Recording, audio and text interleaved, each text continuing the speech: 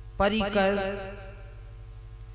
और इन सब व्यवस्थाओं के मध्य हमको या तो जन्म दे देता है या जोड़ देता है।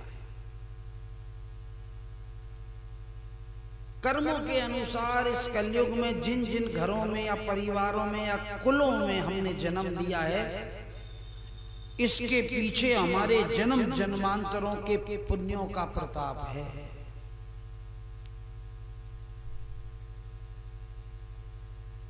फिर उस सात्विक परिवेश के, उस श्रेष्ठ परिवेश के प्रभाव से धीरे धीरे श्रेष्ठ संकल्प को हम अपने जीवन में, श्रेष्ठ किसी लक्ष्य को हम अपने जीवन में करते हैं। फिर उस श्रेष्ठ संकल्प के प्रभाव से हमारे जीवन में उसी श्रेष्ठ संकल्प की पूर्ति के लिए विविध प्रकार के प्रयास, विविध प्रकार के सत्कर्म, यहां तक कि विचार चिंतन, ये सब चीजें उस संकल्प के केंद्र में रहती हैं।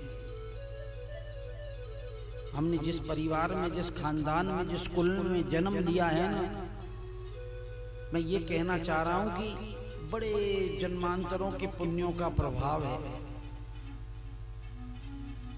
फिर हमारे जीवन का लक्ष्य क्या है? जैसा कुल होगा, जैसा परिवार होगा, वैसा ही वो लक्ष्य निर्धारित करेगा कि मुझे जीवन में ये करना है। जिनमें भी अगर अपन और भी खुलकर सरल कर दूं इस बात को कि हमारे घरों में जो बालक पैदा होते हैं या हम पैदा हुए, हमने क्या किया, क्या संकल्प किया, इस मनुष्य जीवन में हमें क्या प्राप्त करना है?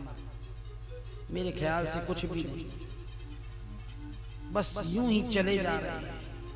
ना हमने उसके लिए कोई प्रयास किया कभी, ना कभी चिंतन किया, ना कभी कोई किसी भी प्रकार का कोई श्रम किया।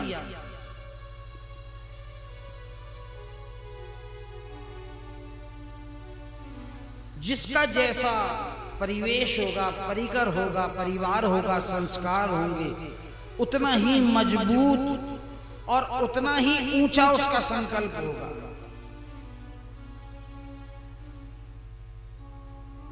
घर में माता पिता डॉक्टर हो ना, तो जन्म से ही उस बालक को यही लक्ष्य होता है लगभग कि मुझे भी डॉक्टर बनना है।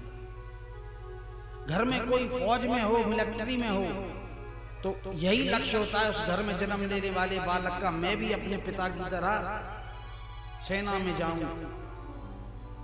जैसा परिवेश, जैसा परिकर, जैसे संस्कार, जैसी सोसाइटी, जैसा परिवार, वैसा ही श्रेष्ठ संकल्प। और कोई ऐसे भजनानंदियों के घर में बालक पैदा हो जाए, संतों के घर में हो जाए, तो उसका लक्ष्य ईश्वर प्राप्ति होगी। संसारियों के तो सामान्य लक्ष्य होते हैं। हमारे घरों में बालक पैदा हुए, ज्यादा से ज्यादा जॉब लग जाए, नौकरी लग जाए, उसके बाद विवाह शादी हो जाए, उसके बाद बस जीवन चलता रहे। धर्म के नाम पर, आत्मा के नाम पर, परमात्मा के नाम पर थोड़े बहुत ये क्रियाकलाप जो हो रहे हैं, कोई एकादशी रख रहा है, कोई सोमवार, कोई मंगलवार, कोई कुछ, कोई कुछ।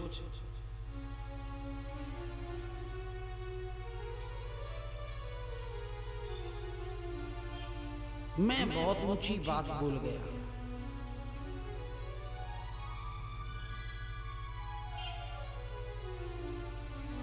जैसा परिवार, जैसे संस्कार, जैसा परिवेश, जैसा परिकर, वैसा ही संकल्प। और उस संकल्प की पूर्ति के लिए वैसा ही विचार, वैसा ही चिंतन, वैसी ही कोशिशें, वैसा ही परिश्रम, वैसा ही पुरुषार्थ। लेकिन अगर वो केंद्र हिल जाए,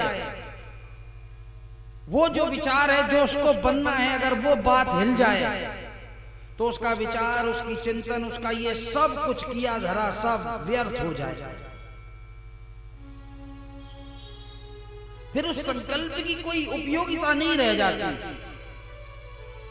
किसी से पूछो ना आजकल क्या कर रहे हो, कि कुछ नहीं कर रहा हूं। किसी से पूछो आजकल क्या कर रहे हो कि मैं तो सब कुछ कर लेता हूं, आप जो कहो। इसका मतलब वो कुछ भी नहीं कर रहा है, उसका कोई लक्ष्य ही नहीं है। उसने अपने इस मनुष्य जीवन का कोई लक्ष्य निर्धारित नहीं किया कि मुझे जीवन में बड़ा होकर या इस समाज में या परिवार में या देश में कुछ ऐसा करना है।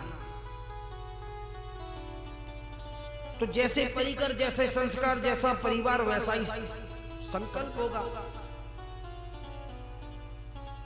गृहस्थ में रहने वाला सदैव गृहस्थ को ही सब कुछ मानेगा कि बस यही है पूजा, यही है पाठ।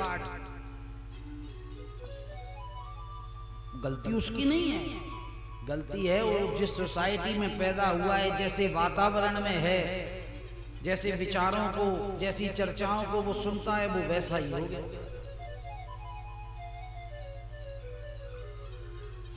तदनुरूप ये बदलती रहती है, ये क्रिया सतत सबके जीवन में चलती रहती है। जैसे कोई तृण नदी में बहता और बहता ही रहता है, उसी प्रकार हमारे प्रारब्ध, हमारे पिछले कर्म हमारे परिवेश को प्रकट करते हैं। परिवेश हमारे अंदर एक संकल्प करता है, संकल्प फलित कर देता है। ये एक चक्र है। जो इस बात को समझ गया ना, उसको पूरी दुनिया समझ में आ जाएगी कि ये मामला क्या चल रहा है। ये बहुत बड़ा सूत्र है भागवत का। उसको पता लग जाएगा कि हम ऐसे क्यों हैं, क्यों फंसे हैं हम।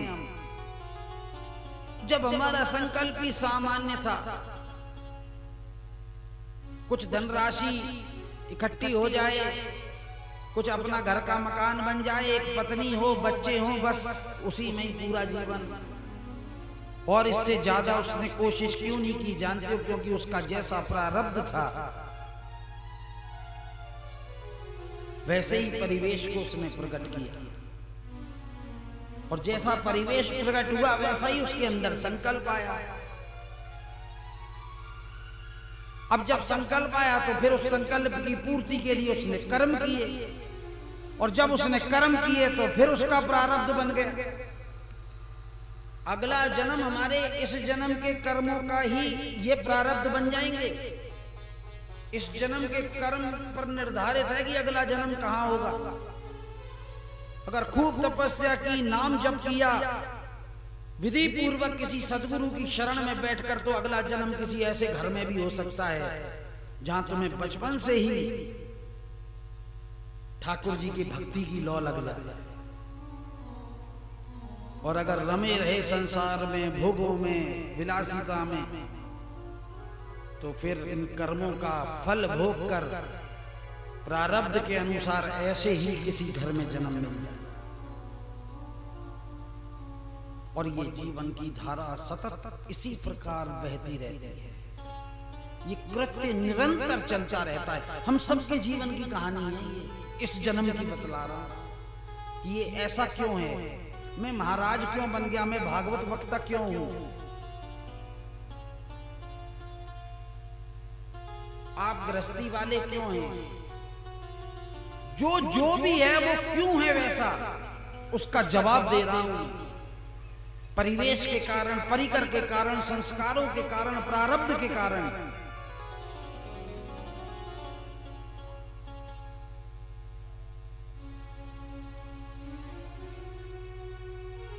और इस प्रवाह में, इस चक्र में वो धारा बहती रहती है, वो तृण बहता ही रहता है।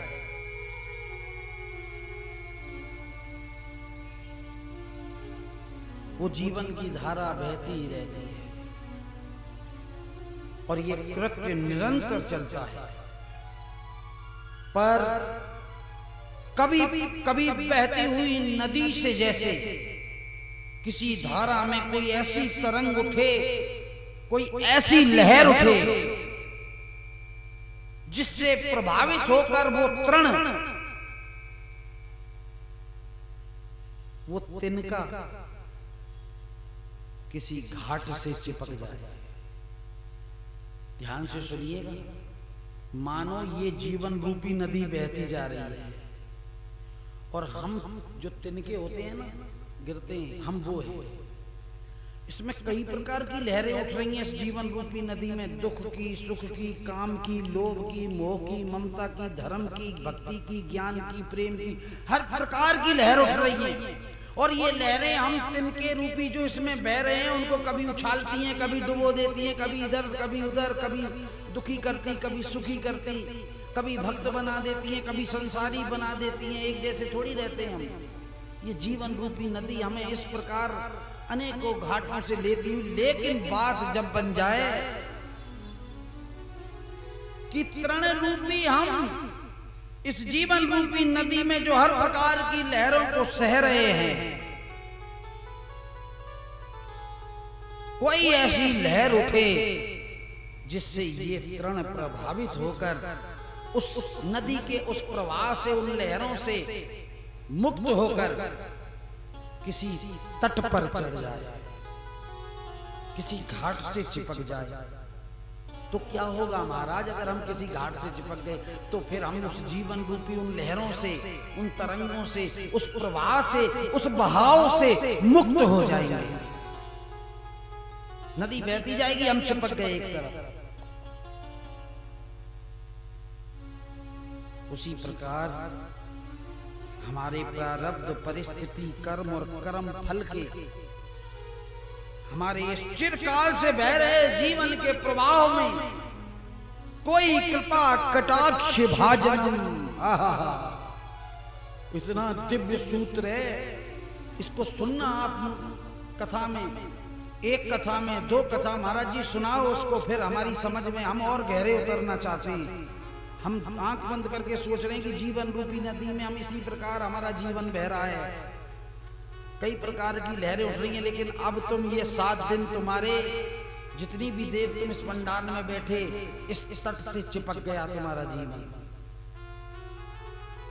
तुम उस प्रवाह से, उस संसारी जीवन रूपी नदी के प्रवाह से मुक्त हो गए हो, उस बहाव से, उस डूबने उछलने से मुक्त हो गए।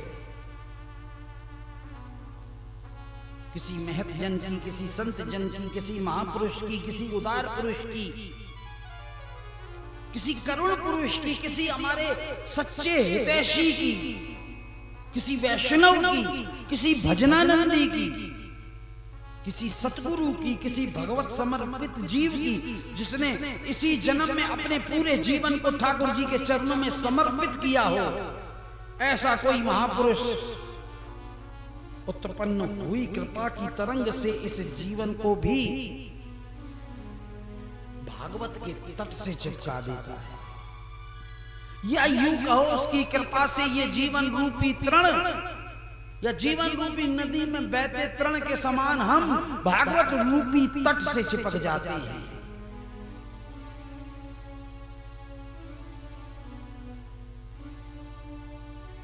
और सच बात कहूं ना तुमसे, तो तट भी अनेकों प्रकार के हैं।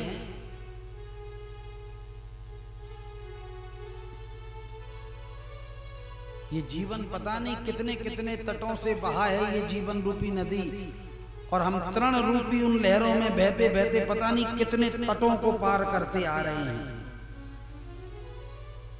एक तो सामान्य तट होता है जिस पर अगर ये तृण रूपी जीव आ भी जाए तो उसकी कोई महिमा नहीं होती,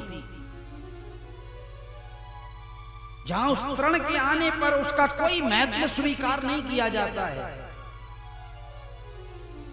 और सरल करूं, जैसे तुम फतेह सागर घूमने जाओ, उसके कोई महिमा नहीं है, थोड़ी देर मौज मस्ती करके आ जाओ खा चाट कर, और एक तुम गंगा के तट पर बैठे, दोनों ही तट हैं, लेकिन एक ऐसा भी तट है जो सामान्य है, जिसकी कोई महत्व नहीं, कोई महिमा नहीं है, और एक ऐसा तट है जिस पर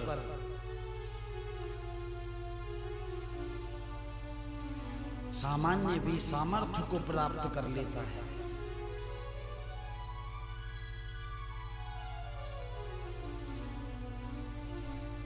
और कई बार किसी तट पर किसी श्रेष्ठ तट पर पड़ी हुई कोई भी सामान्य वस्तु भी पूज्य हो जाती है, स्मृति चिन्ह बन जाती है।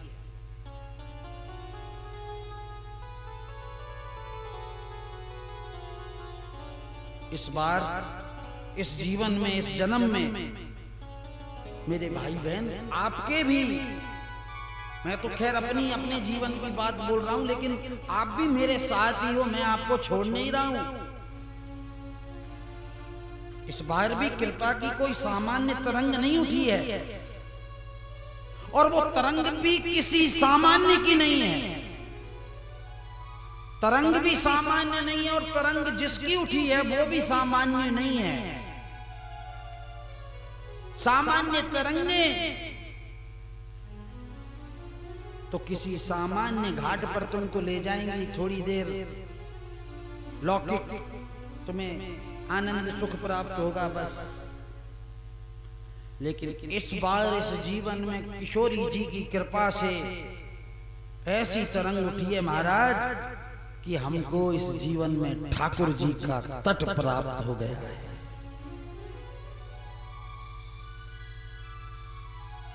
ठाकुर जी के घाट पे बैठे हो, सबसे पहले तो मनुष्य देह, और फिर इतनी भक्ति, इतना प्रेम भगवान की कथाओं को, चर्चाओं को सुनने में, ये कोई सामान्य बात नहीं है। ऐसी कृपा बरसी है इस जीवन में।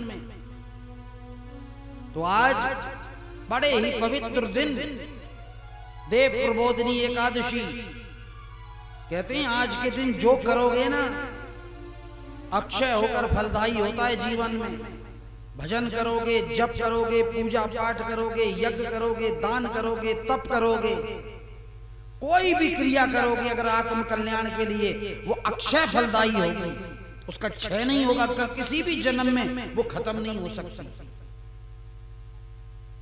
वैसे तो भागवत का फल ही अक्षय फल प्रदान करना है। भागवत स्वयं ही एक फल है हमारे पूर्व जन्म के पुण्य कर्मों का। वरना ठाकुर के नाम में इतनी रुचि कहां होती भैया। इस भौतिक जगत में चारों ओर चकाचौंध का जो वातावरण बना है, उसमें से समय निकाल कर किसी ऐसे सामान्य पंडाल में बैठ जाना और भगवान की चर्चाएं करना, लौकिक की दृष्टि से तो अपन यही देखेंगे, लेकिन जो भीतर की दृष्टि से देखेगा ना, तो ये पांडाल सामान्य नहीं है, आज का दिन भी सामान्य नहीं है, और जितने भी गत सभाएं निकल गईं वो भी सामान्य नहीं थी, ये मास भी सामान्य नहीं है।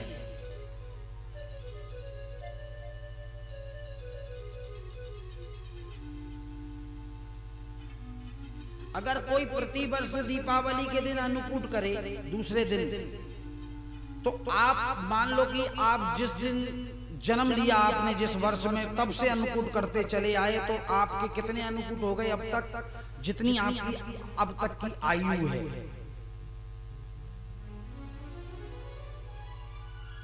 मैंने अपनी आयु से तिगुने अन्नकूट कर दिए। समझ रहे हैं आप? अरे हम तो कई कोई ने मंदिर में, महाराज जी आपके मंदिर में अन्नकूट नहीं होता। मैंने की हो रहा है कहाँ पे? मैंने की जगदम्बा पार करियंत कॉलोनी में, चल वहीं बैठे ठाकुर जी, उन्हीं पे कृपा बरसी है भैया। हमको भी दौड़ दौड़ के भागना पड़ता है वहां पे ठाकुर जी के पीछे। अभी लोग खड़े होंगे वहां पे, कहो तो ऐसे ऐसे VIP भी आते हैं, क्या मंदिर है बंद कर दिया है आज 11 के दिन, ऐसे भी आते हैं जिनके साल भर दर्शन नहीं होते भगवान के मंदिर में, और काऊ दिन आ जाए ऐसे किसी पवित्र दिन, किसी बड़ी 11 को, या और उनको पट खुला मिल जाए। ठाकुर जी का तट हमको प्राप्त हो गया।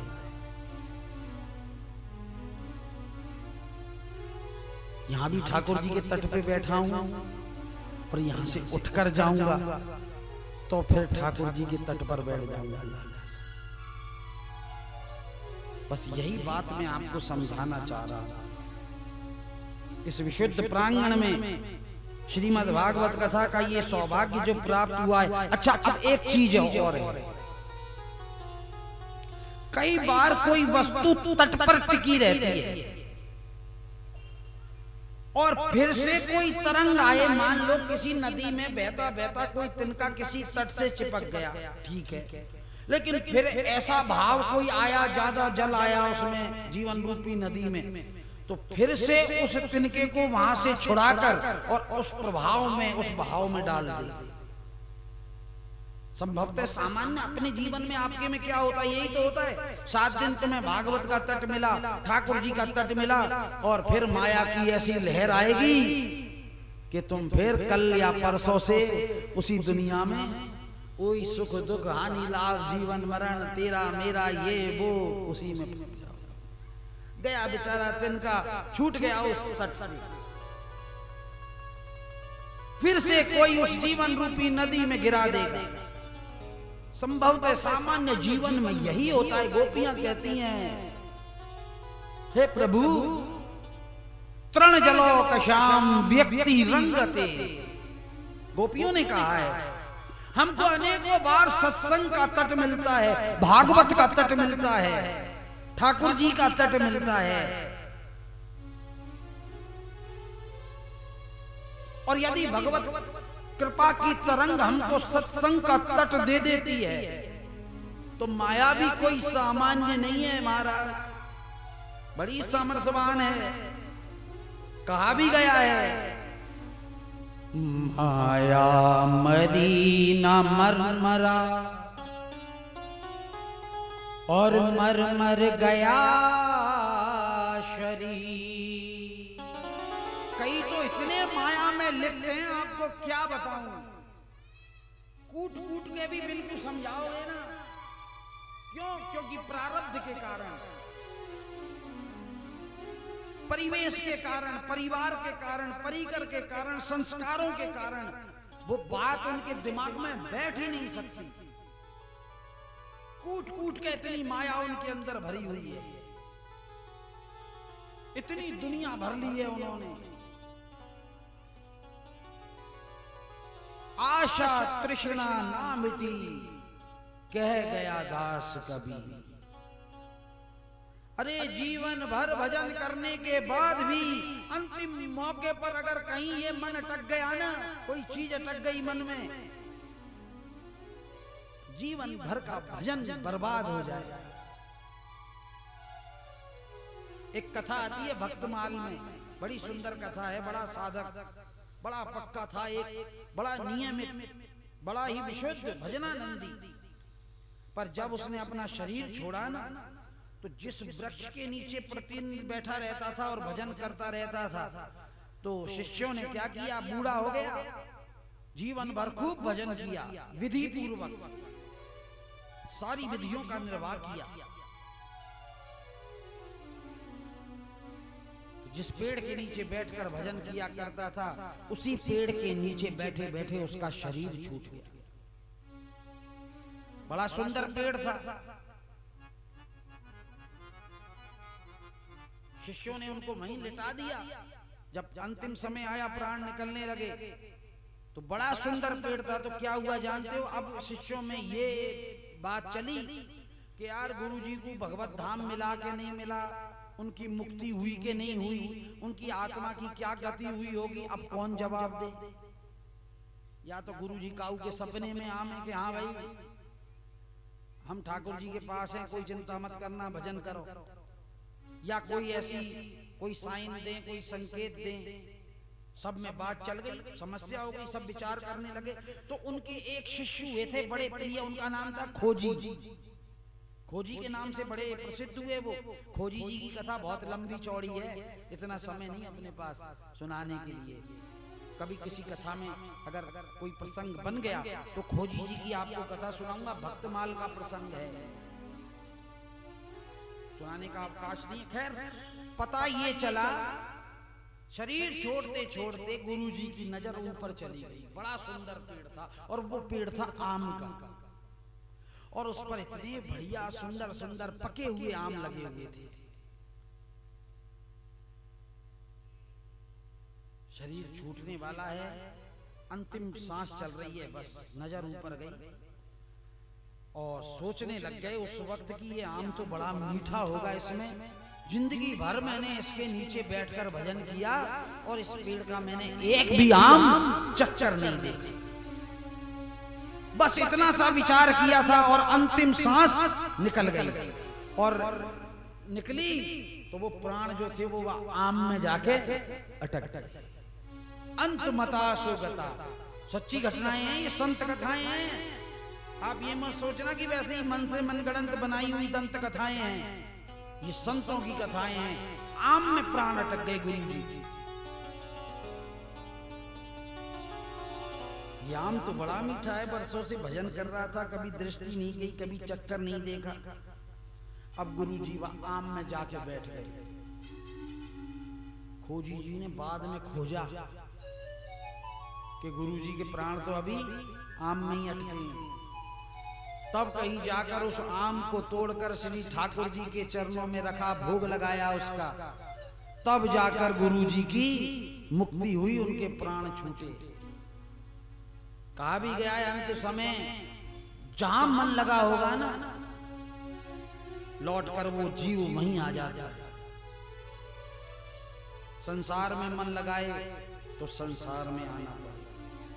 गत कथाओं में कह भी चुका हूं मैं, एक ही चीज मांगना, अगर सच्चे साधक हो इतना तो करना स्वामी, जब प्राण तन से निकले।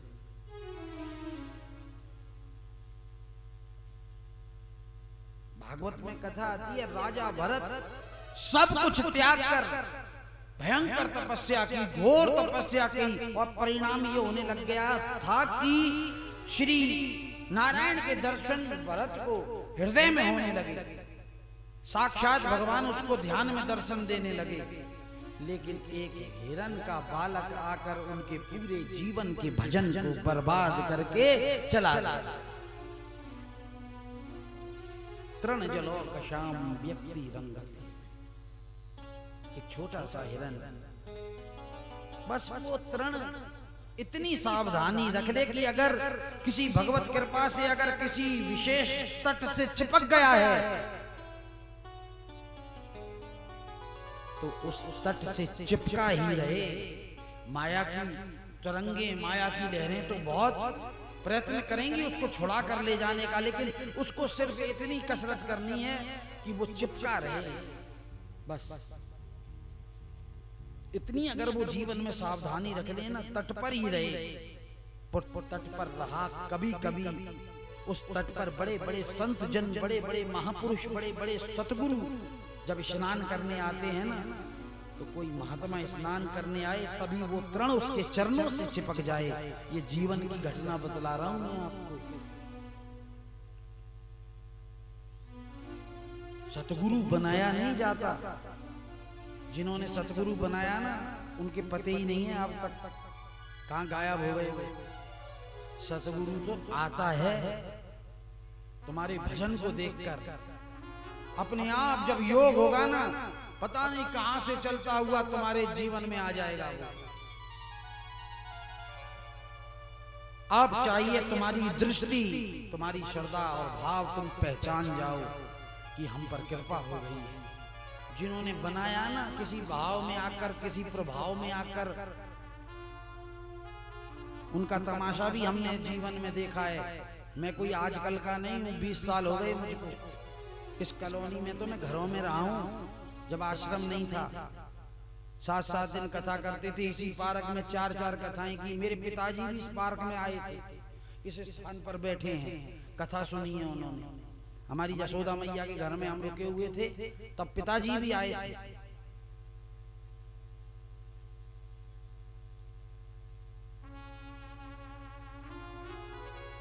सतगुरु बनाया नहीं तुम, तुम्हारी औकात क्या है, तुम बनाओगे सतगुरु को, पहले खुद तो बन जाओ।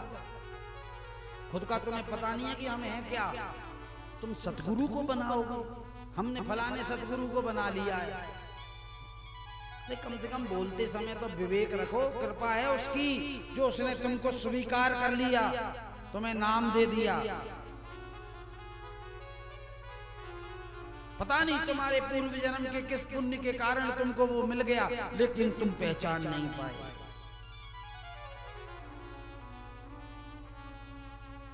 हमारी ये मुख्य यजमान जो है इस कथा की, मनु मैया, ये चामुंडा प्रसाद जी बहुत छोटे थे, इनका यज्ञोपवीत संस्कार मेरे सामने हुआ है, हमने ही करवाया है। जब श्री माली जी आचार्य थे हमारे साथ यहीं उदयपुर के, तो कोई सामान्य बात नहीं है।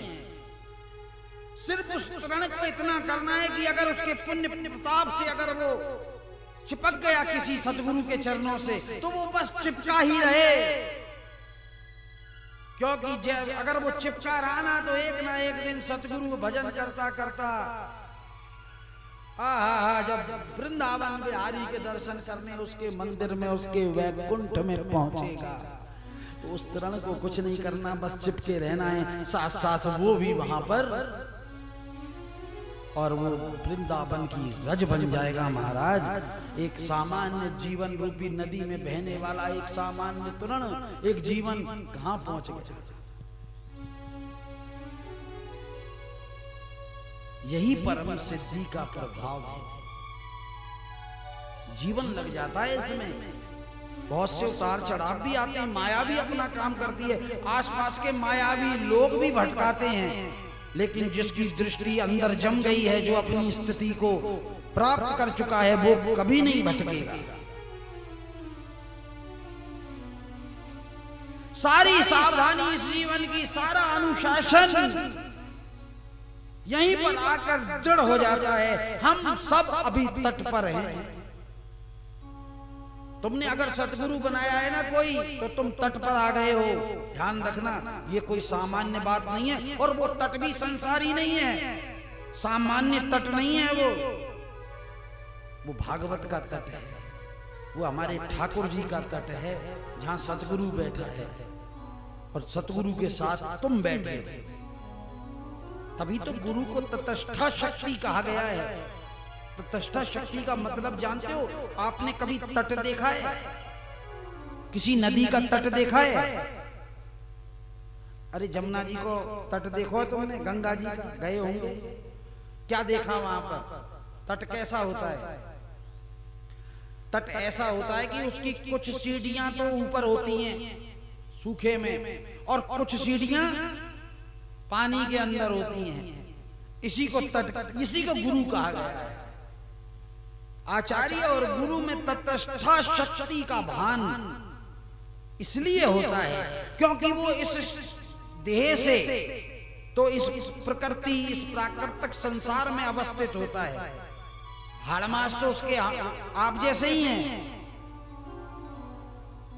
आपको दिखेगा कि हम जैसे दो आंखें, हाथ हैं, हम जैसे ही चलते हैं, हंसते हैं, बोलते हैं, खाते हैं, पीते हैं, खूब मजाक भी करते हैं, हर तरह की बातें कर लेते हैं हमसे, लेकिन अपने स्वरूप में स्थित होता है, अपने सूक्ष्म रूप, नित्य निवृत्त में होकर दोनों स्वरूपों से जो अवस्थित है इस दुनिया में, उसी को सतगुरु कहा गया है। और उसको तटस्था शक्ति भी कहते हैं। वो तटस्थ है, अंदर उसके भजन निरंतर चल रहा है, और बाहर आपको लग रहा है कि ये तो हम जैसे ही हैं, ये तो सामान्य हैं, ये तो वही क्रियाकलाप कर रहे हैं जैसे हम करते हैं, खाते हैं, पीते हैं, कभी कछु बोलते हैं, कभी कछु बोलते हैं। दोनों स्वरूपों में अवस्थित होकर जीव उद्धार की भूमिका को उपस्थित करता है। एक उसका मंजरी स्वरूप भी है, एक उसका किंकरी स्वरूप भी है, इसीलिए तटस्था शक्ति है। गुरु आश्रय का अर्थ ही यही है कि अब कौन सी करुणा कृपा का कटाक्ष हुआ है कि हमारे जीवन की ये धारा, और उस धारा में बहते हुए हम तृण के समान जीव, तृण जलोकशाम तट पर आप पहुंचे हैं। हो हमारे हैं श्री गुरुदेव,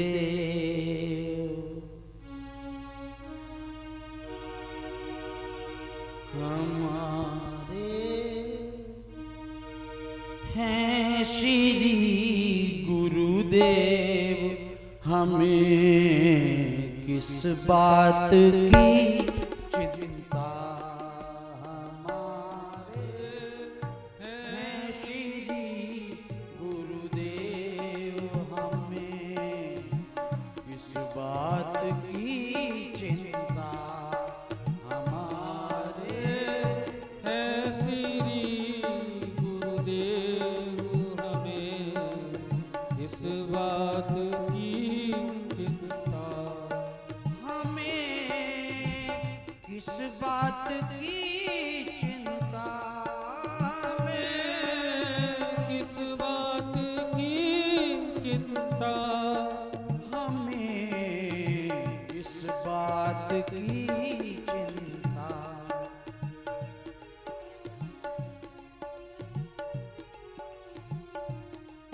हमारे हैं श्री गुरुदेव हमें, किस बात की चिंता।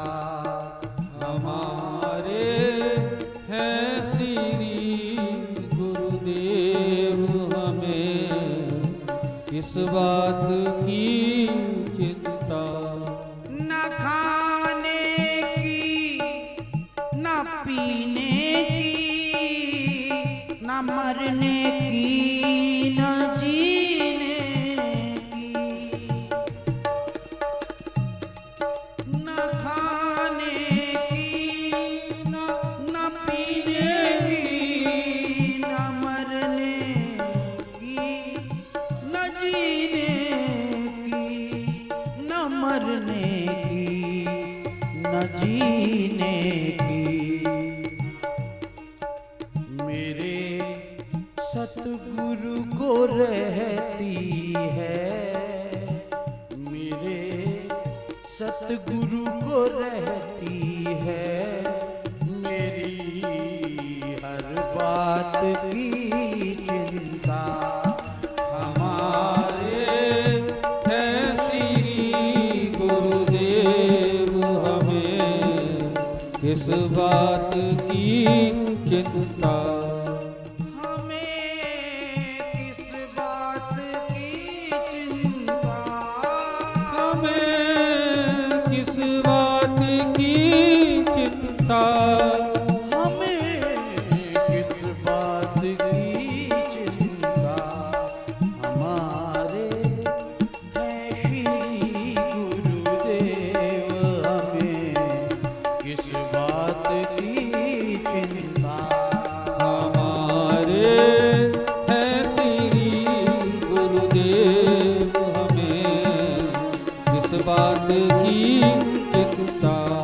गुरुदेव तुम्हारी जय जय हो, गुरुदेव तुम्हारी जय जय हो। ओ गुरुदेव तुम्हारी जय जय हो, गुरुदेव तुम्हारी जय जय हो। मेरे नाथ तुम्हारी जय जय हो, मेरे नाथ तुम्हारी जय जय हो। मेरे नाथ तुम्हारी जय जय हो, मेरे नाथ तुम्हारी जय जय हो। गुरुदेव तुम्हारी जय जय हो, गुरुदेव तुम्हारी जय जय हो। गुरुदेव गुरुदेव गुरुदेव गुरुदेव, गुरुदेव गुरुदेव गुरुदेव गुरुदेव। ओ गुरुदेव गुरुदेव गुरुदेव गुरुदेव। गुरुदेव गुरुदेव गुरुदेव गुरुदेव। ये हमारे हैं श्री गुरुदेव हमें, किस बात की चिंता। हमारे हैं श्री गुरुदेव हमें, किस बात की चिंता। बड़ा सुंदर एक भागवत का प्रसंग है। बड़े आनंद से सारे तीर्थों का भ्रमण करते हुए सारे महाभारत के युद्ध का परित्याग करके महात्मा विदुर घूमते हुए श्री वृंदावन में श्री ब्रिज में पधारते हैं और दूसरी तरफ भगवान श्री के मुख से भागवत का धर्मोपदेश सुनकर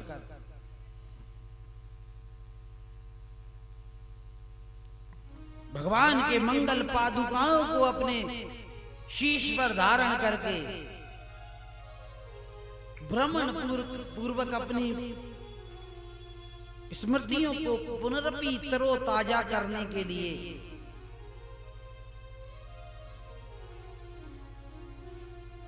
श्री ब्रिज के प्रति अनन्य श्रद्धा लिए अपनी गुरु जो ब्रज की गोपियां थीं उनको प्रणाम करने के लिए हमारे श्री उद्धव जी ब्रिज में पधारते हैं। दोनों का मिलन जो है ना भागवत में बड़ा अद्वितीय है। ऐसा मिलन किसी का नहीं हुआ, ना पहले हुआ था, ना उस समय था, ना आगे कल्प के अंत तक होगा। मैं आपको इसकी जो सूक्ष्मता है, जो बारीकी है, वो बतलाऊंगा कि विदुर और उद्धव जी में क्या अंतर है। दोनों विपरीतताएं मिली हैं आज ब्रिज के अंतर्गत। भाई विदुर जी ने तो कह दिया था कि उनको देख उनको पता लग गया कि अब युद्ध होगा, ये दुर्योधन मानेगा नहीं, तो युद्ध से पहले ही विदुर जी हस्तिनापुर छोड़कर तीर्थ यात्रा के लिए चले। बहुत सी घटनाएं घट गई थी, तीर्थ यात्रा करते रहे, काफी वर्ष बीत गए घूमते घूमते। और इधर बहुत सी घटनाएं घट गई। भगवान मथुरा से द्वारका में आए, विवाह हो गए, सब काम हुए, दुष्टों का संहार कर रहे हैं। अंत में जो मुलाकात हुई थी ना, भगवान जब अपने परम धाम को पधारे थे तो अंतिम जो संवाद हुआ था भगवान का वो विदुर जी के साथ। विदुर ने कहा प्रभु आप जा रहे हो, कलयुगी जीवों का उद्धार कैसे होगा? तब भगवान ने कहा था कि कलयुग में मेरा प्रतिरूप श्रीमद् भागवत जो भी जीव इसका आश्रय करेगा उसको एक दिन मेरे दर्शन प्राप्त हो जाएंगे।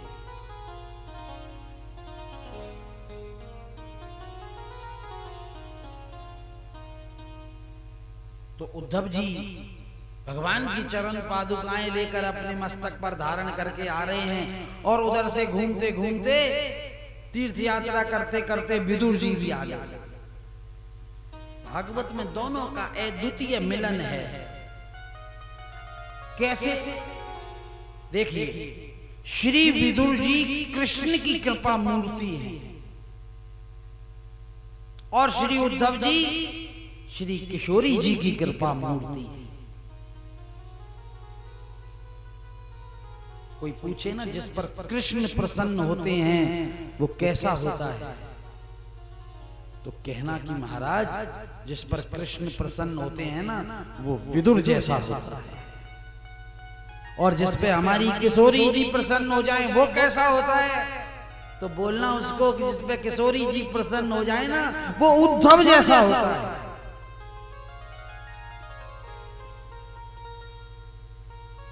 विदुर आंखों में जिज्ञासा लेकर आए हैं कुछ जानने की, और उद्धव ब्रिज में आया है विरह लेकर, याद लेकर,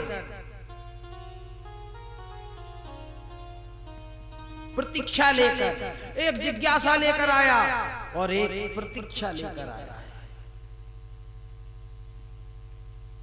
उद्धव की आंखों में विरह है। अरे विदुर जी से श्री कृष्ण बड़े प्रसन्न रहते थे, भगवान बड़े चिंतित होते थे। किस बात से? जब तक कौरवों के साथ विदुर जी थे ना, भगवान कहते थे युद्ध को टाला जाए, टाला जाए, टाला जाए। पांडव कहते कि प्रभु कुछ निर्णय करो, कि नहीं भाई तुम नहीं समझ पा रहे हो, मैं इस युद्ध को क्यों टाल रहा हूं, टाले जाओ इसको। पर जिस दिन विदुर ने कौरवों का त्याग किया,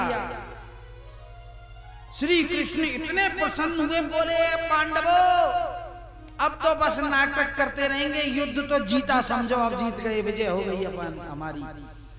पांडव कहने लगे, युधिष्ठिर बोला, हे वासुदेव, अभी तो युद्ध हुआ ही नहीं है, विजय कैसे हो गई? अरे तुम नहीं समझोगे, मुझे जिस चीज का डर था ना, कहीं ऐसा ना हो,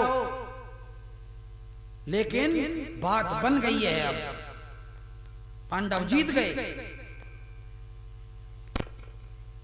क्योंकि श्री कृष्ण ने कहा कि युधिष्ठिर, कौरवों की ओर से सिर्फ विदुर ही नहीं गया है, उनके पूर्वजों से लेकर जितने भी सत्कर्म थे, जितने भी पुण्य कर्म थे, वो सब विदुर के साथ चले गए।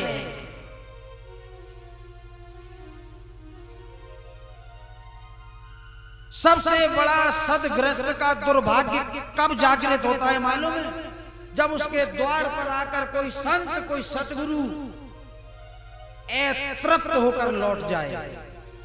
ध्यान रखना इस बात को जीवन में। आज एकादशी है, बहुत बड़ी बात बतला रहा हूं आपको।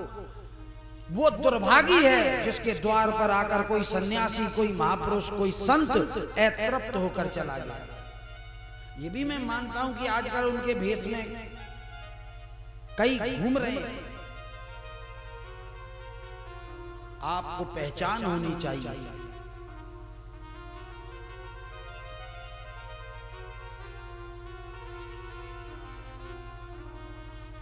अपमानित होकर चला जाए।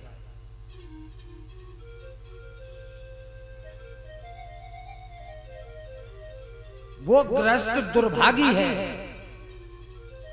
जिसने संत को, सतगुरु को अपमानित करके, तृप्त करके लौटा दिया। भगवान बड़े प्रसन्न होते थे विदुर जी से। शांति दूत बनकर गए श्री कृष्ण, दुर्योधन के मेवा 56 भोग सब ठुकरा दिए और जाकर दरवाजा खटखटाया विदुर जी का। काका, ओ काका। विदुर जी घर पर नहीं। काकी स्नान कर रही थी, गीले कपड़ों में दरवाजा खोला।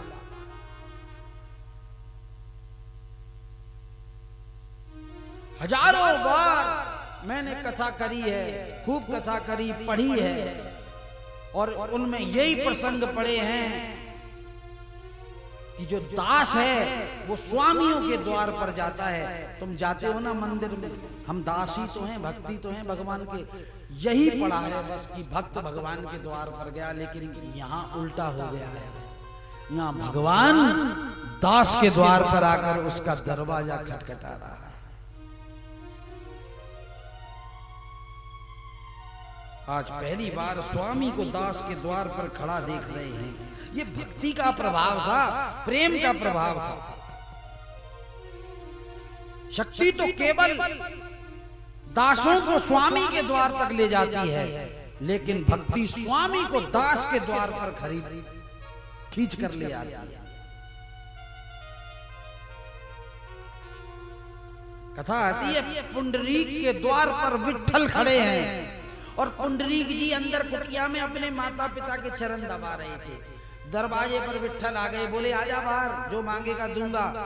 विट्ठल बोला ठहर जाओ, बाहर प्रतीक्षा करो मेरी, अभी मैं सेवा में हूं, माता पिता की सेवा कर लूं। वासुदेवम सर्वः इति स महात्मा सुदुर्लभः। और ठाकुर जी बाहर बैठे बैठे प्रतीक्षा कर रहे हैं पुंडरीक की। अगर भगवान के द्वार पर भक्त मिलते हैं ना, ये बात तो बिल्कुल पक्की है। भक्त कहां मिलेंगे? मंदिर में मिलेंगे, तीर्थों पर मिलेंगे, जहां भगवान का द्वार होगा वहीं पर भक्त मिलेंगे। ठीक है कि नहीं? लेकिन ये कहने में भी मैं संकोच नहीं करूंगा कि भक्तों के द्वार पर ही भगवान मिलते हैं। भगवान के द्वार पर तो भक्त मिलते हैं, ये बात तो ठीक है, सामान्य है, नॉर्मल बात है। लेकिन विशेष बात तो ये है कि वो भक्त भाग्यशाली है जिसके द्वार पर भगवान आ जाए। कह लेने दो मुझको, भक्तों के द्वार पर ही भगवान मिल। मन मम भक्त यत्र गायन्ति तत्तिष्ठामि नारद। नारद जी ने पूछा कलयुग में कहां मिलेंगे भगवान? भगवान बोले ना हम बसामि वैकुंठे ना योगी यतियों के हृदय में, तो कहाँ मम भक्त यत्र गायंती, मेरे भक्त जहां मेरा गुणगान कर रहे होंगे, कथा गा रहे होंगे, कीर्तन कर रहे होंगे, तत्तिष्ठामि नारदा, वहां मिलूंगा उनके बीच में। अब किस रूप में बैठा हो, ये तो भैया मालिक का मालिक कौन हो सकता।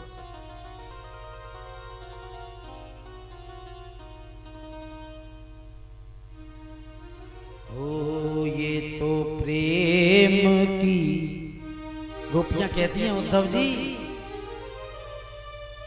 ये प्रेम और भक्ति नहीं थी तो क्या था कि भगवान नाच रहे हैं। गोपियों के आंगन में अनेकों प्रकार की जितनी भी लीलाएं की ब्रिज में, उनका प्रेम था, उनकी भक्ति थी। और वो कोई सामान्य प्रेम या सामान्य भक्ति नहीं थी, वो निष्काम था। कोई कामना नहीं थी उसके पीछे की भगवान से थोड़ी सी भक्ति करी, थोड़े चावल और फूल चढ़ाए तो ये दे देना, वो दे देना, मनोकामना। ये तो भिखारियों के काम है। भीड़ लगी है मंदिरों में भिखारियों की। हमसे कोई कहता ना महाराज जी फलाने मंदिर में बड़ी भीड़ है, मैंने भक्तों की, मैं वो भक्त नहीं है। कौन है? मैंने भिखारी है, मांगने गए। भक्त तो कोई बिरला होगा जो कभी कभार आ जाए, ये तो सब मांगने वाले हैं। ओ ये तो प्रेम की बात है ऊधो, बंदगी तेरे बस की नहीं है। ये तो प्रेम की बात है ऊधो, बंदगी तेरे बस की नहीं है।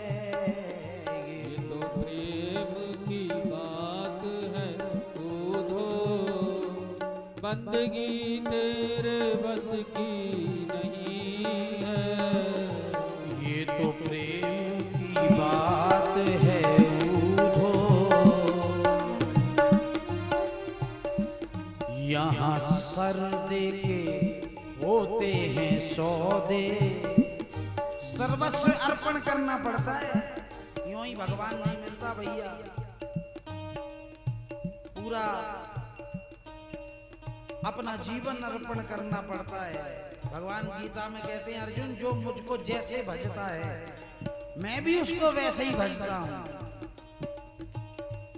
तुम पूरे जाओगे ना भगवान के पास तो वो भी तुम्हें पूरा मिलेगा, और तुम जितना जाओगे उतना ही वो तुम्हें मिलेगा। तो ये तो प्रेम की बात है। अब चालाक हम इतने हैं कि थोड़े हम भगवान के भी हो जाते हैं और फिर संसार में कूद पड़ते हैं। तो जितने होते हैं उतना भगवान हमें मिल जाता है। वो यहाँ सर दे के होते हैं सौदे, आशिकी इतनी सस्ती नहीं है। ये तो प्रेम की बात है ऊधो, बंदगी तेरे बस की नहीं है।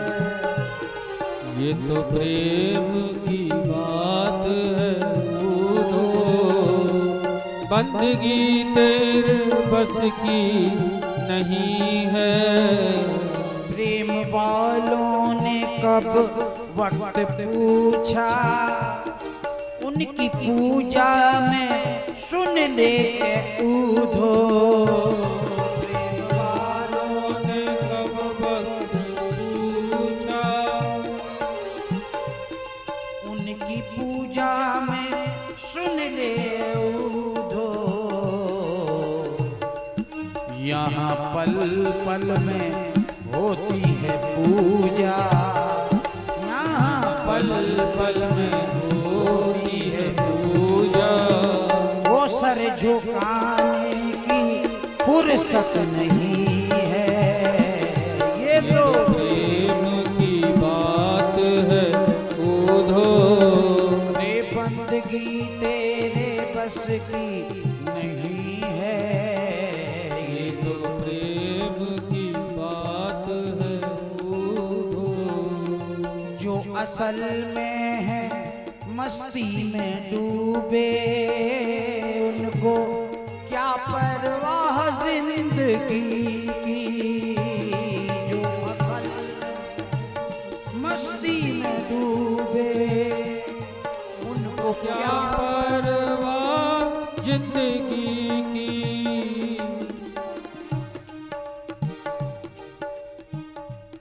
जो उतरती है चढ़ती है मस्ती। हमारा क्या हाल है, यही तो है।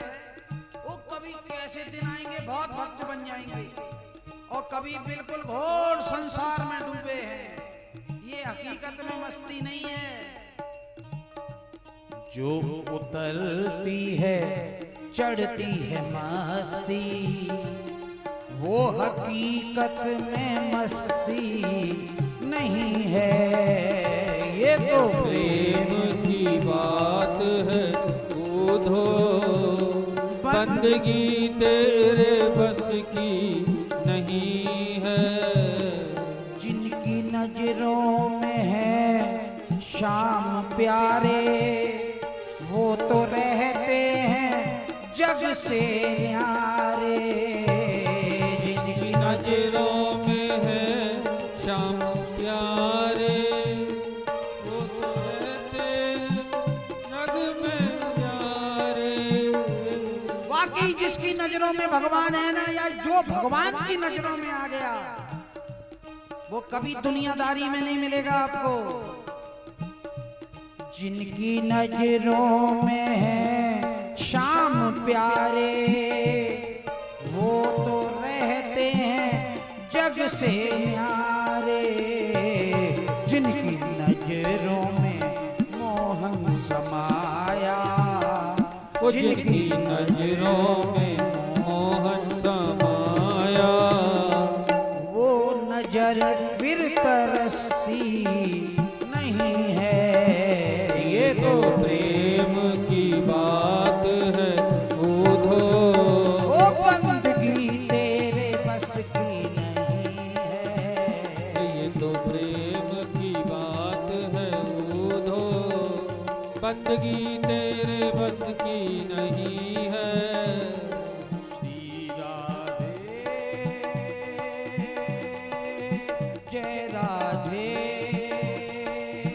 राधे राधे प्रिया प्रिया, जय राधे श्री राधे राधे राधे प्रिया प्रिया। जय श्यामा जय श्यामा, श्यामा श्यामा प्रिया प्रिया। जय राधे श्री राधे राधे राधे प्रिया प्रिया। श्यामा प्यारी प्रिया प्रिया। ओ राधे प्यारी प्रिया प्रिया। तो भक्तों के द्वार पर भगवान मिलते हैं। ऐसी भक्ति करना कि ठाकुर जी को तुम्हारा दरवाजा खटखटाना पड़े, विदुर जी की तरह। और विदुर जी ने स्वागत किया, अंदर बिठाया, और विदुरानी को देखो भाव में ऐसी बह गई, केले के छिलके खिला रही है। गरी गरी तो फेंकती जाती है और छिलके दे रही है, उसको पता ही नहीं क्या हो रहा है। होश रहता ही नहीं जब खुदा मिलता है। अक्ल के पर्दों में ढूंढते फिरते हैं गाफिल, होश रहता ही नहीं जब खुदा मिलता है। कितनी भी अकल लड़ा लो, वो पकड़ में आने वाला नहीं है। क्यों? क्योंकि जिस दिन वो सामने आएगा ना, तो बुद्धि का स्विच ऑफ हो जाएगा।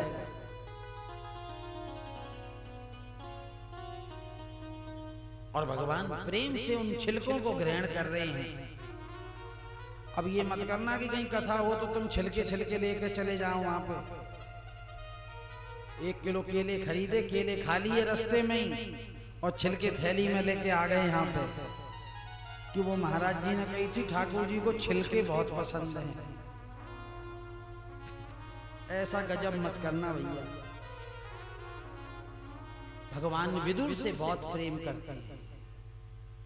और मेरे हृदय में एक बात और आ रही है, कि अगर विदुर को भगवान प्रेम देते हैं ना तो भगवान के पास प्रेम कहां से आता होगा। तो सुनिए, अगर भगवान विदुर को प्रेम करते हैं, देते हैं, तो वो उद्धव से प्रेम लेते हैं। उद्धव प्रेम से भरा हुआ है। ये वो उद्धव है जिसको श्री कृष्ण ने ब्रिज में भेजा। आज सप्तम दिवस है ना, थोड़ी चर्चा करेंगे उद्धव चरित्र की। जा उद्धो गच्छो उद्धव ब्रजम सौम्य। और उद्धव जी बड़े विद्वान बनकर आए, तत्व ज्ञानी बनकर आए, लेकिन क्या बातचीत हुई, गोपियों ने स्तब्ध कर दिया महाराज। एक भी बात गोपियों ने जो कही उसका उत्तर उद्धव जी नहीं दे पाए। और कहते हैं साक्षात देवगुरु बृहस्पति के शिष्य हैं। देवगुरु बृहस्पति से शिक्षा पाई है जिन्होंने, तत्व की ऐसी व्याख्या करते थे कि तार तार कर देते थे। और आज वही उद्धव गोपियों के उस ज्ञान को सुनकर स्तब्ध हो गए। देखो, विदुर वो है जिसने श्री कृष्ण की धैर्यता देखी है, उद्धव वो है जिसने श्री कृष्ण की अधैर्यता देखी है, रोते हुए देखा है। विदुर वो है जिसने श्री कृष्ण की प्रसन्नता देखी है, खुशी देखी है। उद्धव वो है जिसने प्रेमाश्रु पूर्ण रोते हुए श्री कृष्ण को देखा है। विदुर जी श्री कृष्ण का संयोग है, मिलन है। उद्धव जी श्री कृष्ण के वियोग हैं। और आज यही संयोग और वियोग दोनों ब्रिज में एक दूसरे से मिले हैं। आपके भीतर जितना भी भगवान से बिछड़ने का भाव है ना, कि भगवान से हम अलग हैं, विरह वियोग, वो पूरा का पूरा एक शरीर लेकर उद्धव के रूप में खड़ा है। और जो संयोग है कि हमें भगवान मिले हुए हैं, ऐसे विचार, वो विचारों की प्रतिकृति अगर बनाई जाए तो वो विदुर जी के रूप में उपस्थित हो जाएगी। आज दोनों ही बिल्कुल विपरीतताएं हैं। एक बिछड़ना है और एक मिलना है। बीच में भगवान है, केंद्र में एक वियोग है और एक संयोग है। दोनों मिल गए आज आकर ब्रिज के अंतर्गत। क्योंकि ब्रिज की रीति भी यही है। ब्रिज में सतत संयोग भी है श्री कृष्ण से, और ब्रिज में सतत वियोग भी है श्री कृष्ण से। ये दो भाव काम करते हैं ब्रिजवासी के अंदर। एक पल तो मिला हुआ सा प्रतीत होता है, और एक पल ऐसा लगता है जैसे बिछड़ गया हो। दोनों ही भाव हैं। ब्रिज को छोड़कर ठाकुर जी कहीं नहीं जाते, ये सुना होगा आपने, वृंदावन को छोड़कर। ये भाव भी है और एक विरह का भाव भी है, पुकार रहे हैं।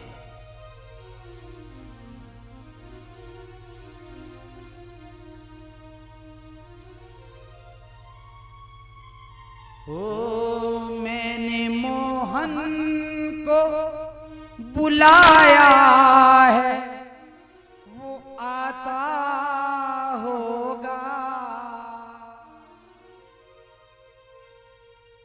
ये वियोग का भाव है। अरे बुलाया उसको जाता है जो ना हो, एक संयोग का भाव। और ब्रिज की रीति यही है। सतत ब्रिज में वियोग भी है और सतत ब्रिज में संयोग भी है। मैंने मोहन को बुलाया है, वो आता होगा,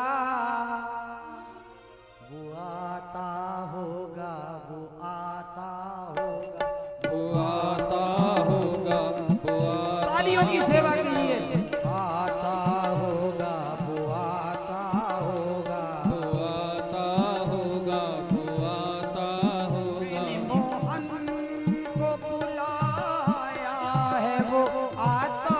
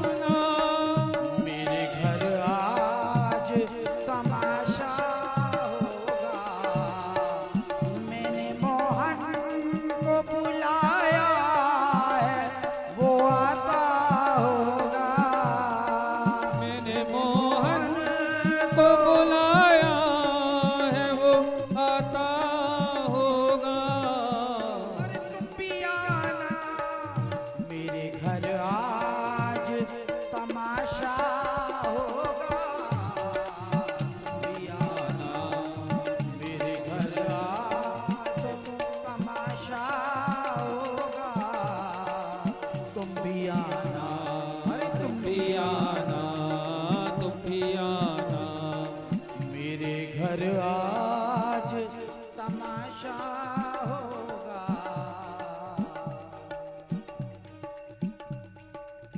एक सतत संयोग है और एक सतत वियोग है।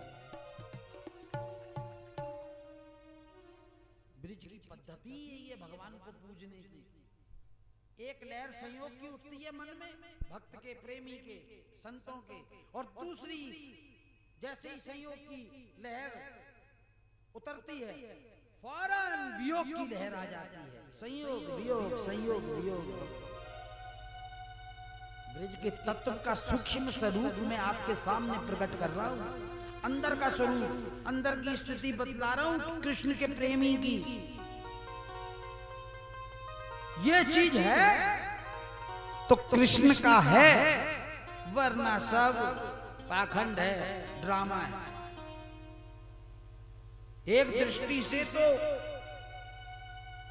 नित्य सन्निधि है, प्राप्त है वो, और दूसरी दृष्टि से जहां जितने संयोग की संभावना है वहां उतनी वियोग की भी संभावना है। और इसको सरल करूं बात को, आप जिनसे अपना इस संसार में जितना संयोग मानते हो ना कि मिले हुए हैं, ध्यान रखना उसके पीछे वियोग भी तैयार खड़ा है।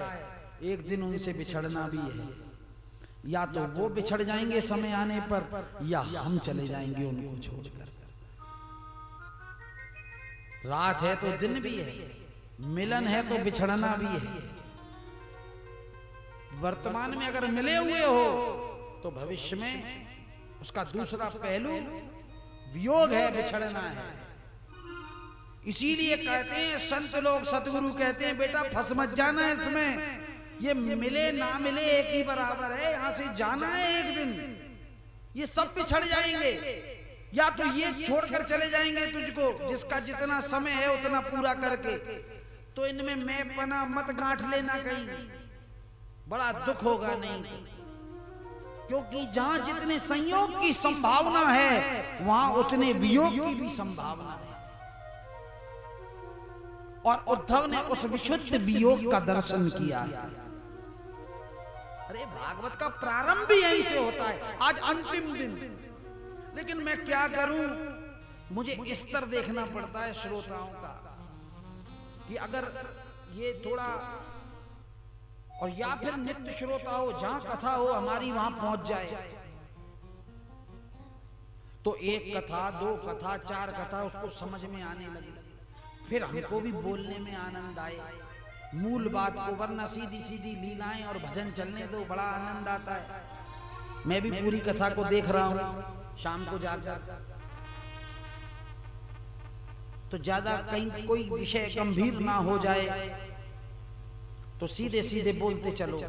क्योंकि आप लोग, अगर आप भी भागवतज्ञ होते, पूरे पढ़ते होते, वही सब्जेक्ट आपका सब्जेक्ट है संसार, विषयों में फंसे हो, तो जितना भी हो सके सरलता से, भागवत का प्रारंभ भी यहीं से ही है। भागवत बोल भी वही सकता है जिसके अंदर श्री कृष्ण के लिए एक तरंग वियोग की उठे और दूसरी संयोग की उठे, उसके अंदर से भागवत प्रकट होती है। भागवत जो है ना, ये नित्य कृष्ण का संयोग भी है और नित्य कृष्ण का वियोग भी है। संयोगस्य वियोगांतम, वियोगस्य संयोगांतम, संगम विरह विकल्पे, विरहो न संगम इस्तता।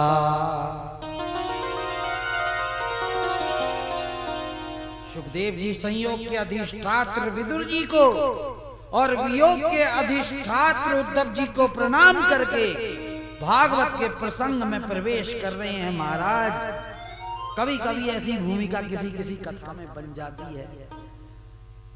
आइए दो घड़ी हरि नाम का आश्रय लेकर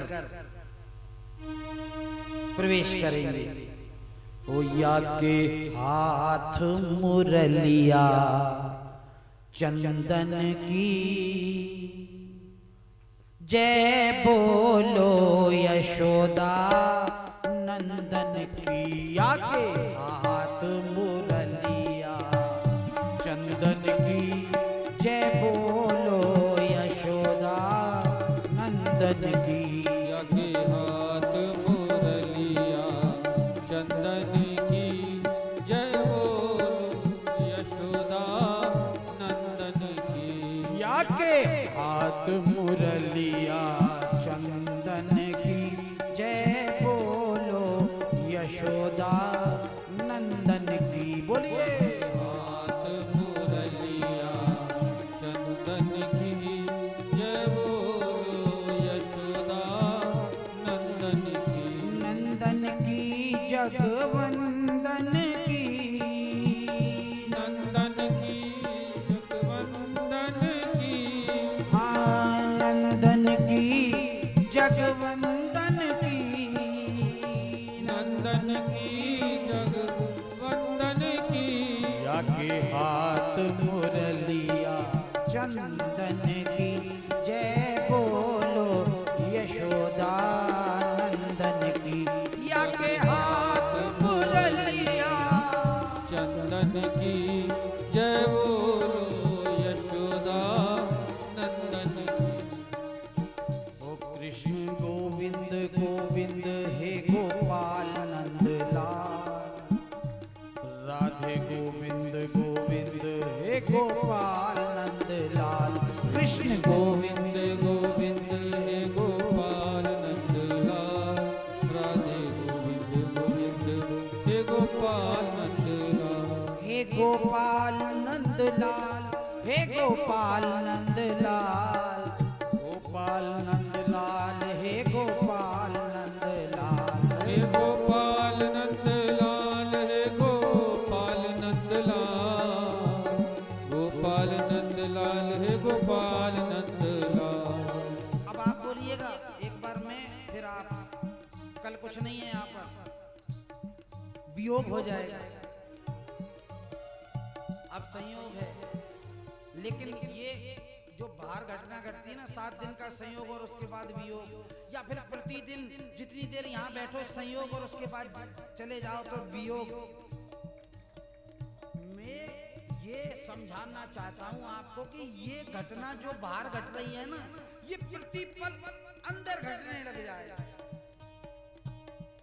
जब बाल बच्चे इनमें फंस जाओ तो वियोग,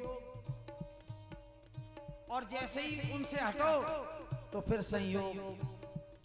ये प्रतिपल अंदर चलता रहे, पूरे जीवन बात बन जाएगी, भागवत प्रकट हो जाएगी आपके अंदर। हे गोपाल नंद लाल हे गोपाल नंद लाल। गोपाल नंद लाल हे गोपाल नंद लाल।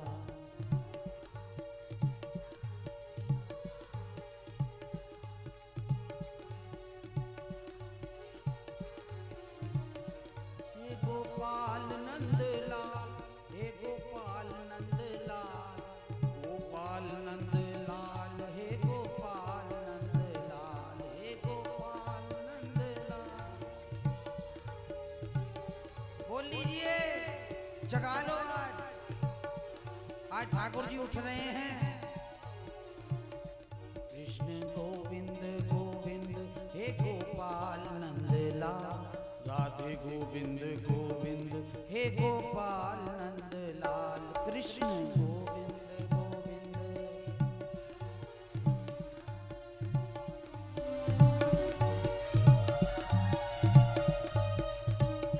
हम प्रेम नगर की बंजारन,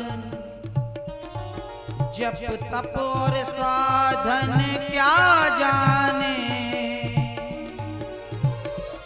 हम शाम के नाम की दीवानी। हम शाम के नाम की दीवानी। व्रत नेम के नियम क्या जाने। ब्रिज की भोरी ग्वालनिया,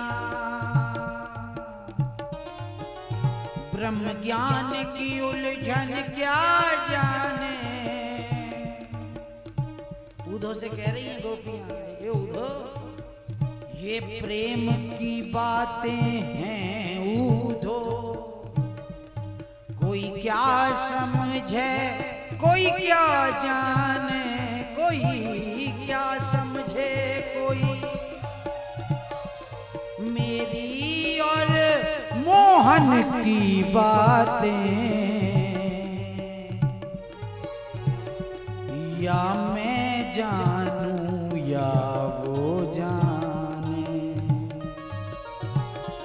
हे गोपाल नंदलाल, हे गोपाल नंदलाल, हे गोपाल नंदलाल, हे गोपाल नंदलाल, हे गोपाल नंदलाल।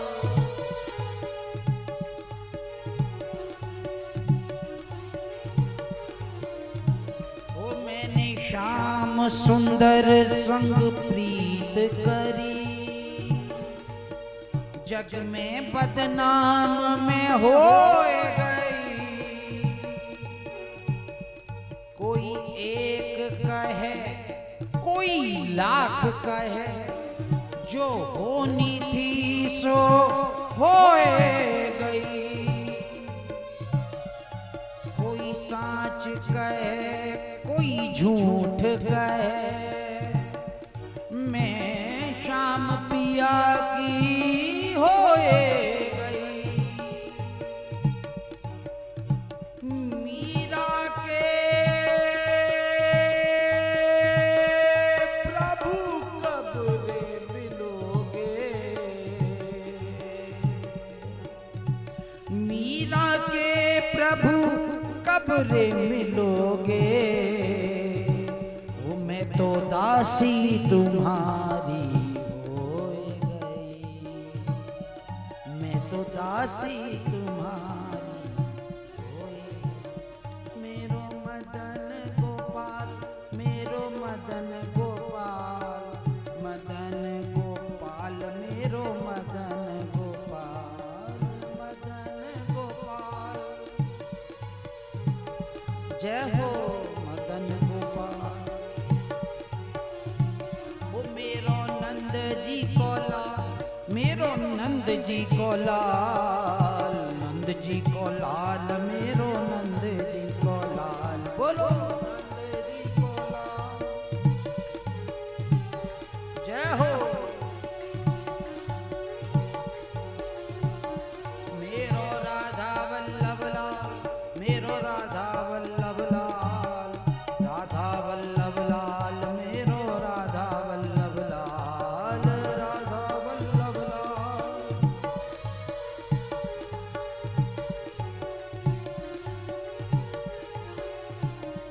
के योगी जन जान पाते हैं ना जिसका प्रभाव, जिसकी कृपा का पार शारदा ना पाती है, जिसकी कृपा का पार शारदा ना पाती है। नारदादि ब्रह्मवादियों ने भी ना पाया तत्व,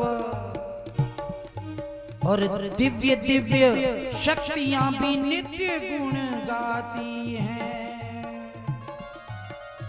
शंकर समाधि में ढूंढते हैं जिसको, शंकर समाधि में ढूंढते हैं जिसको। और ये श्रुतियां भी नेति नेति कह हार जाती हैं। वो नाना रूप धारी कृष्ण मोहन मुरारी, वो नाना रूप धारी कृष्ण मोहन मुरारी। उस विश्व के मदारी को गोपियां नचाती हैं। कृष्ण गोविंद गोविंद, हे गोपाल नंद लाल, राधे गोविंद गोविंद गोविंद हे गोपाल नंद लाल कृष्ण गोविंद।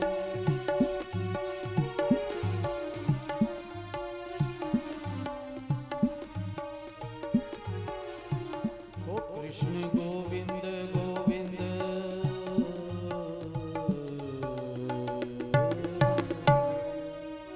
भक्ति ही ज्ञानी ही नहीं कछु भेदा, ओ भय हरई भव संभव खेदा।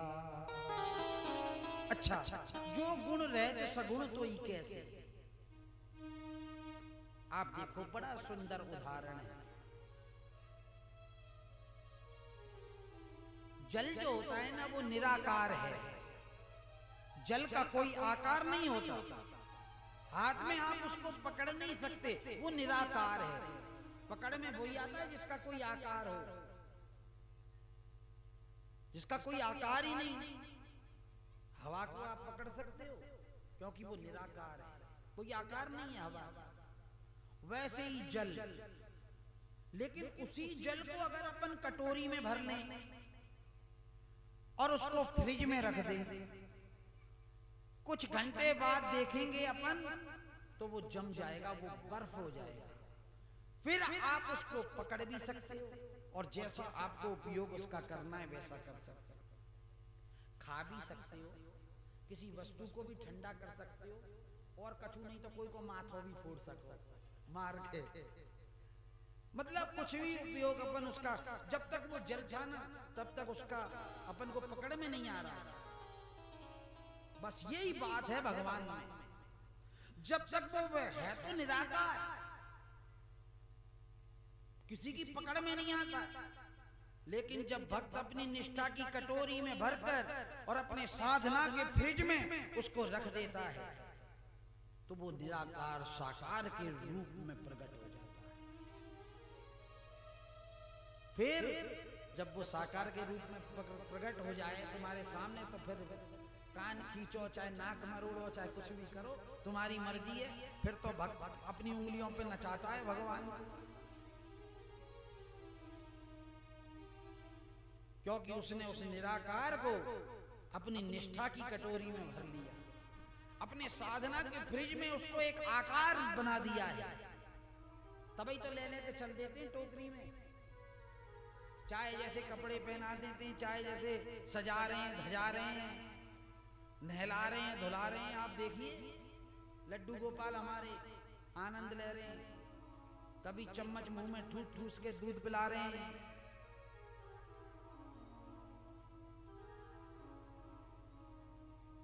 भक्त के लिए वो साकार है और ज्ञानी के लिए वो निराकार है। अगुण अमान अलेप एक रस निर्लिप्त है। अगुण है, अमान है, एक रस है, लेकिन वही उसके विपरीत बन गया भक्त के लिए। राम सगुण भय क्यों भगत प्रेम वश, भक्तों के प्रेम के वश होकर वो अगुण अमान अलेप एक रस जो था वो सगुण बन गया। यही अखंड देखना है बस, इसके अलावा कुछ नहीं है अध्यात्म में। पूरा अध्यात्म यहां सिमट जाता है। और हमारे ब्रिज के बिंदु जी महाराज तो बड़ा सुंदर लिखते हैं। वो ये कहते थे कि निराकार वाले ये बता दें कि अगर वो ईश्वर निराकार है तो फिर ये जो पूज रहा है तीर्थों में, बड़े बड़े मंदिरों में सगुण रूप लेकर, ये कौन है, साकार क्या है? तो निराकार वाले जो मानते हैं ना, जो ज्ञान के पथ पर चलते हैं, उनका ज्ञान धरा का धरा रह गया। उस ज्ञानी को ले जाकर बांके बिहारी के मंदिर में खड़ा कर दो वृंदावन में कि ये कौन है, तू कहता है कि वो निराकार है। देख बंसी उठा रखी है हाथ में, ये भागवत पढ़। तभी तो उद्धव जी से राधा जी क्या कहती हैं कि उद्धव तू ज्ञान लेकर आया है ना, तो सुन, है प्रेम जगत में सार और कोई सार नहीं। प्रेम नहीं तो क्या है साहब? आप इतने घरों को छोड़ छोड़ के घरों का आराम, बेड बिस्तर हैं, कालक्षेप करने के साधन आपके घरों में हैं। फर्स्ट क्लास कॉफी चाय बना के और सोफा पे बैठ जाओ, हाथ में ले लो रिमोट और ईटीवी और पीटीवी और सीटीवी सब चल रही है। और अब तो वो हाथ में आ गया है, कई तो कथानवी लगे रहे। क्या बीमारी लगी है?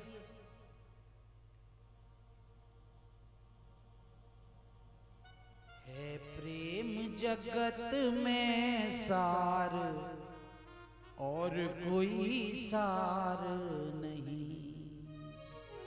मुझे ये भजन बहुत अच्छा लगा। ये निचोड़ है ये। आप यहाँ आए क्यों? प्रेम। कोई धंधा हो रहा है आपका यहाँ पे? कोई लड्डू मिल रहे हैं आपको? हैं? क्या मिल रहा है? प्रेम के कारण आयो। जो ठाकुर जी के चरणों में आपका प्रेम है ना, वो खींच लाया है। मैं क्यों पूरे जीवन बोलता चला गया प्रेम। अब जो प्रारब्ध में है वो तो सबको मिलेगा। दुख भी आते हैं, सुख भी आते हैं। बड़े बड़े संतों के जीवन में बड़े बड़े दुख आए। आपकी बुद्धि ये कहेगी महाराज जी इतना भजन करने के बाद भी ये इतना दुखी है, इसको उस चीज से मत तोलो। वो मामला अलग है। ये मामला कर्मों के अनुसार फल तो भोगना। कर्म ही हमारे साथ जाएंगे। है प्रेम जगत में सार और कोई। एक दिन मथुरा में श्री कृष्ण बैठे ब्रिज की ओर दृष्टि करके निहार रहे थे। आंखों में आंसू बरस रहे। इतने में उनके चचेरे भाई थे, वासुदेव जी के चचेरे भाई, जिनका नाम था देवभाग। उनका एक पुत्र था जिसका नाम था उद्धव। वो भगवान का मित्र था। और आश्चर्य की बात ये थी कि बिल्कुल नए नक्श जो थे ना, 2 कॉपी श्री कृष्ण की। रंग भी वही था। 4 ऐसे थे, मैंने सुना है संतों से, अर्जुन, श्री कृष्ण, सुदामा और उद्धव। चारों की बिल्कुल एक जैसी शक्ल थी, 2 कॉपी। लेकिन बस 2 का रंग अलग था। सुदामा और अर्जुन गौर वर्ण के थे, एक क्षत्रिय था और एक ब्राह्मण। और उद्धव और श्री कृष्ण श्याम रंग। इतने में उद्धव जी आए और उद्धव जी ने देखा भगवान को, उनकी आंखों में आंसू। उद्धव को देखकर कन्हैया ने फटाफट आंसू पोंछ लिए। आश्चर्य।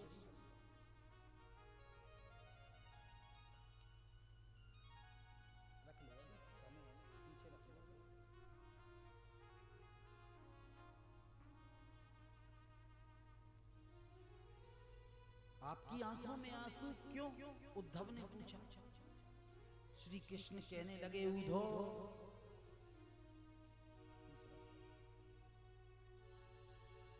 ऊधो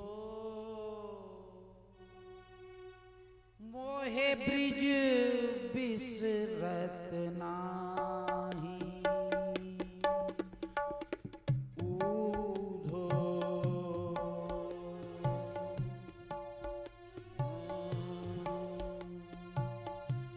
मोहे ब्रिज बिसरत नाही। अरे ऊधो मुझे वृंदावन नहीं भूलता है उद्धव। हंस सुता के सुंदर कलरव।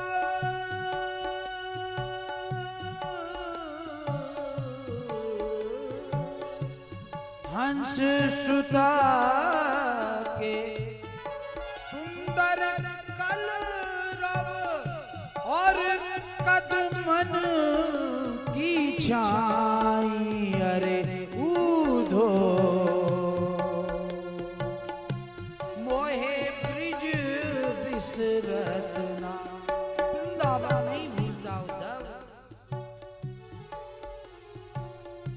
श्री कृष्ण कहने लगे ये मथुरा कंचन की नगरी, लेकिन वहां की सुधि आती है। अब उद्धव ने कहा प्रभु आपको कैसे समझाए, क्योंकि उद्धव जानता था कृष्ण कौन है। वेद विद साक्षात परब्रह्म परमात्मा,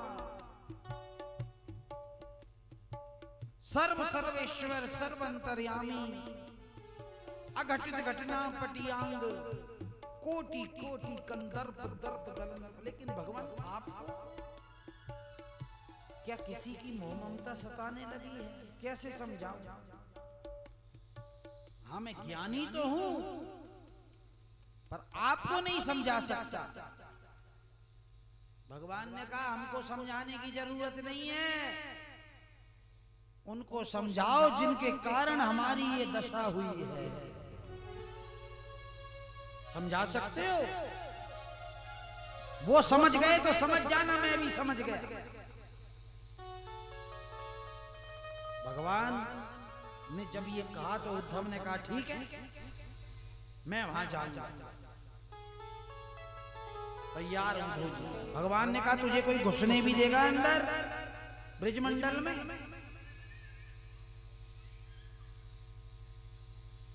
क्या करूं?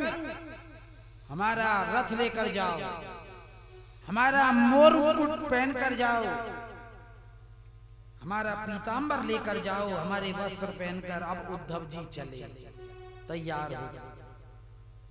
चले मथुरा से जब उधो, तो वृंदावन निकट आया। वहीं से प्रेम ने अपना अनोखा रंग दिखलाया।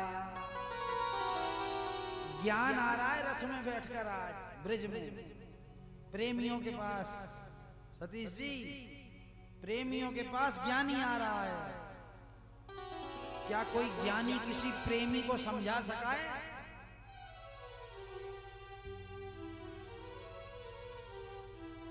विटप झुक झुक के कहते थे यहाँ आओ यहाँ आओ। पपीहा पूछता था पी कहाँ है हमको बतलाओ। और नदी यमुना की धारा शब्द हरिहर का सुनाती थी कि नदी यमुना की धारा शब्द हरिहरि का सुनाती थी। भंवर गुंजार से बस एक ही आवाज आती थी, है प्रेम जगत में सार और कोई, है प्रेम जगत में सार और कोई सार नहीं। बोलिए, है प्रेम जगत में सार और कोई सार नहीं। उलझ कर वस्त्र में कांटे लगे ऊधो को समझाने। यहाँ कांटे भी एक संकेत, सीधी सीधी सुन लो ठीक है, लेकिन कांटे मतलब ब्रिज का दुख, विरह, वियोग। वियोग रूपी कांटे ज्ञान रूपी पीतांबर से उलझ गए और ज्ञान रूपी पीतांबर ऊधो का तार तार कर दिया। उलझ कर वस्त्र में कांटे लगे ऊधो को समझाने। हे ऊधो, तुम्हारा ज्ञान पर्दा फाड़ देंगे हम प्रेम दीवाने। है प्रेम जगत में सार और कोई सार नहीं, है प्रेम जगत में सार और कोई सार नहीं। भजो गोविंद गोविंद गोपाला, भजो गोविंद गोविंद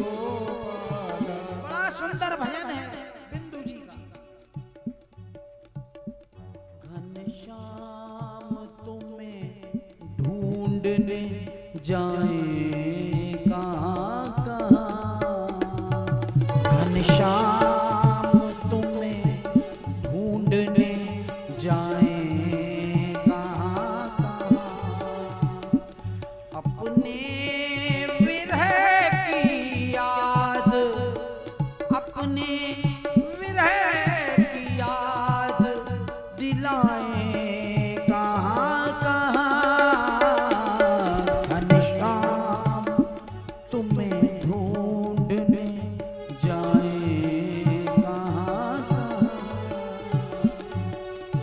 उद्धव जी गए। प्रसंग तो बहुत बड़ा है, लेकिन अपन मूल ले लेते हैं। उपदेश भी दिया।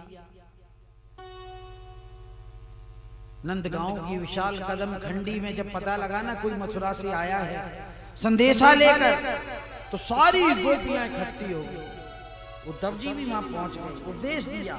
कहने लगे, अरे गोपियों, क्यों उसकी याद करती हो, रोती हो? तुमने क्या अपनी दशा बना ली है? ना कोई श्रृंगार है, ना कुछ है।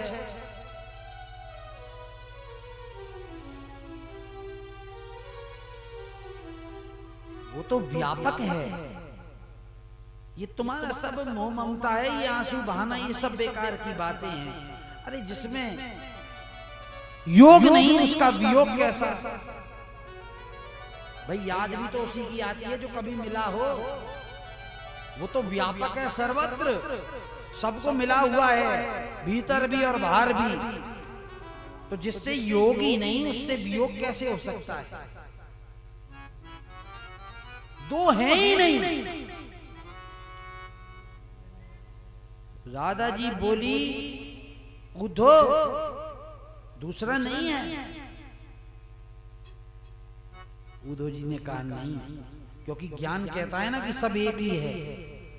और अब प्रेम अगर ये कह दे कि सब एक ही है तो प्रेम कैसे हो सकता है? प्रेम करने के लिए तो दूसरा चाहिए, भक्ति करने के लिए तो दूसरा चाहिए। जब सब एक ही हो जाएगा तो कौन किसकी आरती उतारेगा, कौन किसको भोग लगाएगा, कौन किसके भजन गाएगा? तो राधा जी बोली, उद्धव क्या बोल रहे हो, एक ही है? कि हाँ एक ही है। दो नहीं है? कि नहीं है। ठीक है।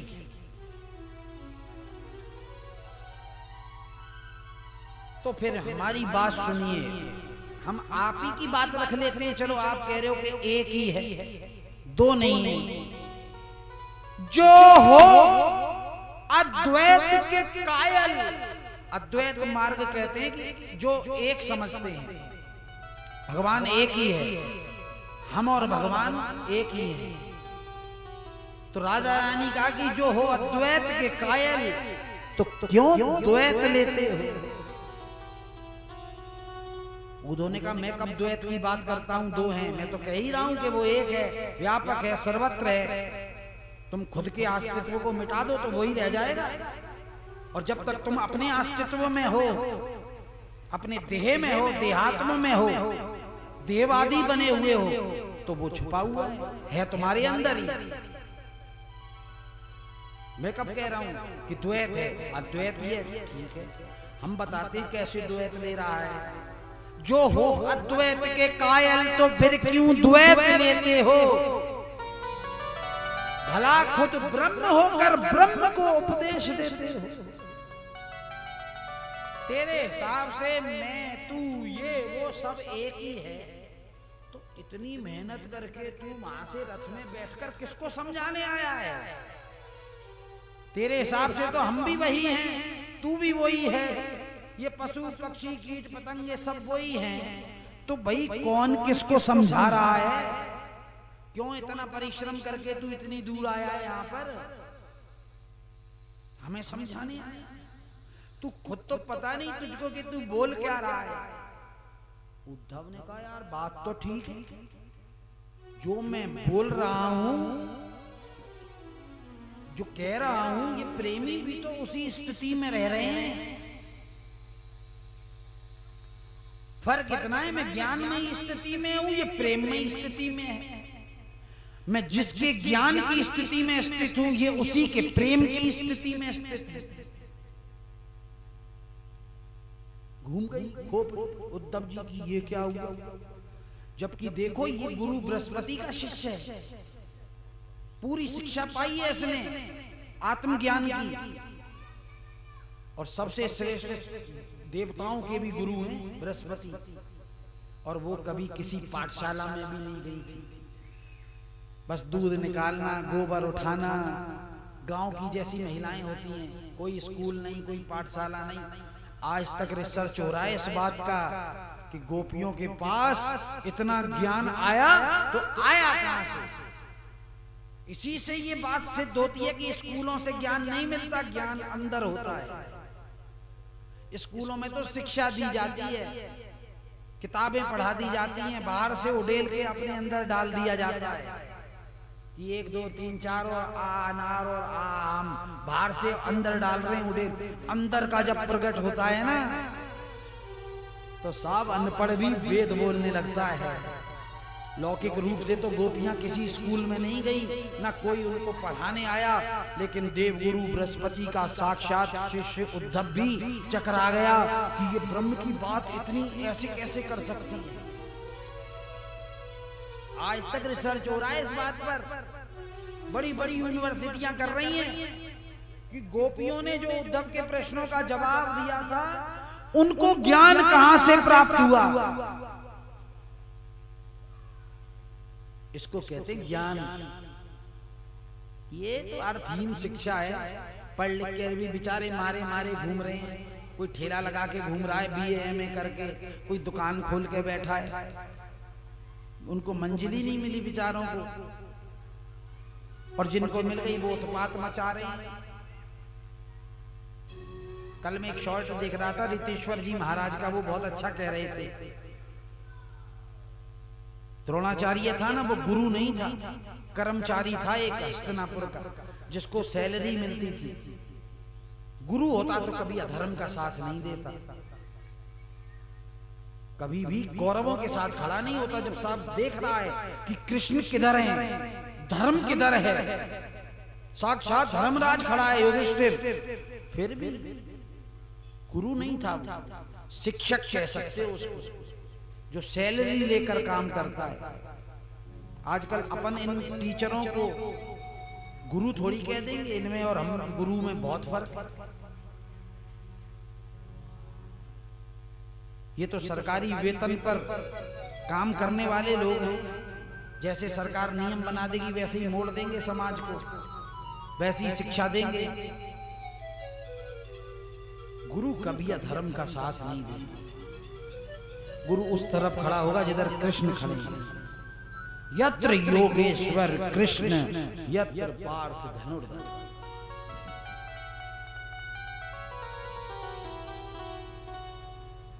क्यों, क्या गोपियां मथुरा नहीं जा सकती थी? कितनी दूर है, आप खूब जाते हो मथुरा वृंदावन, कितनी दूर होगा मथुरा से वृंदावन? 10 किलोमीटर, बताओ, पैदल ही चला जाए।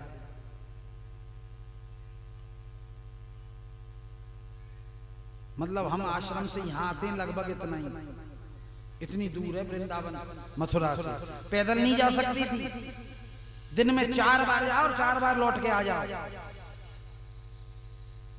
हम तो साइकिल से ही चले जाते, भरतपुर से 35 किलोमीटर, सुबह जाते शाम को लौटे आते। दिन भर यमुना जी में नाव में बैठे रहते। एक नाव वाला हमारा दोस्त था मथुरा में, साइकिल लेके जाते, साइकिल खड़ी करते घाट पे, विश्राम घाट से जो अगला घाट पड़ता है, और वहीं पे वो चले घुमाए नाव में। वो सवारियां भी भर लेता था, हम कोने में बैठे रहते, घूमते रहते यमुना जी।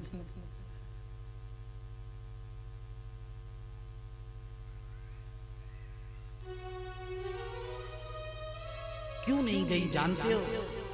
उनका कन्हैया मथुरा में हो तो जाएं। वो उस स्थिति में नहीं थी, वो तो संयोग वाली स्थिति में थी। उन्होंने भर इतना लिया था कि खाली नहीं होता था। और उदो जी खामखा टेंशन में आ रहे हैं और उनको ढांढस बंधा रहे हैं, चुप करा रहे हैं। अरे भैया, हमें ये आंसू हमें इसलिए नहीं निकल रहे कि हमारा कुछ खो गया है। तो क्यों निकल रहे, क्यों रो रहे हो? मिल इतना गया है कि सहन नहीं हो रहा है। यहाँ तो ये स्थिति है उद्धव जी, शाम शाम रटत रटत राधा शाम भई, अब यूं पूछत सखियन सो राधा कहाँ गई। राधा रानी है ही नहीं। खोल ही खोले राधा रानी का, भीतर ऊपर से नीचे तक कृष्ण भरा है उसके अंदर। और यही स्थिति हमारे श्याम सुंदर की है मथुरा में। ऊपर के खोल से तो कृष्ण दिखाई दे रहा है, लेकिन रोम रोम में श्री किशोरी जी भरी पड़ी, दो बचे ही नहीं साथ, वही है। और हाँ उद्धव सुनो, तुम ये आंसुओं की बात करते हो ना, तो ये मोह के आंसू नहीं हैं, ये प्रेम के आंसू हैं, ये खुशी के आंसू हैं, ये आनंद के आंसू हैं। हमसे झिल नहीं रहा है तो वो द्रवीभूत होकर निकल रहा है आंखों के रस्ते। तू कहाँ पहचान है, तू तो ज्ञानी पढ़ा लिखा है भैया, बड़े बड़े लोगों में बैठता है, बड़ी बड़ी डिग्रियां हैं तेरे पास, तू नहीं समझ पाएगा इस बात को। जाके कांटों लगे वो ही जाने, तू कहाँ पहचान।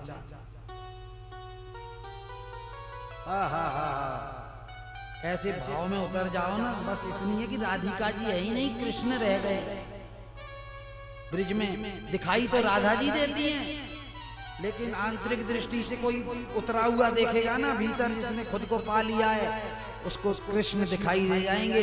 ऊपरी विग्रह तो राधा जी का है, लेकिन उसको कृष्ण दिखाई देगा। और अगर ठाकुर जी को देखेगा ना, तो श्री किशोरी जी दिखाई देंगे। परस्पर दो चक दो चंदा की है आरज़ू यही, बस तू ही तू रहे, और बाकी ना मैं रहूं, ना मेरी आरज़ू रहे। ज्ञानी के जीवन में अद्वैत का आनंद है, और भक्त के जीवन में ये सुख है। अद्वैत में दो नहीं रहते, एक ही हो जाता है, सिर्फ मैं शेष रह जाता है। इसीलिए निजानंद मस्ती में मैं झूमता हूं, वहां केवल मैं शेष रह गया। मुझे मेरी मस्ती, ज्ञानी कहता है, कहां लेके आई। उससे कहोगे ना ज्ञानी से, चल मंदिर में दर्शन कर ले, मुझे तो यहीं हो रहे हैं। कहां? अंदर रोम रोम में। मुझे, ये ज्ञानी कहता है, अभी प्रेमी की बात करूंगा।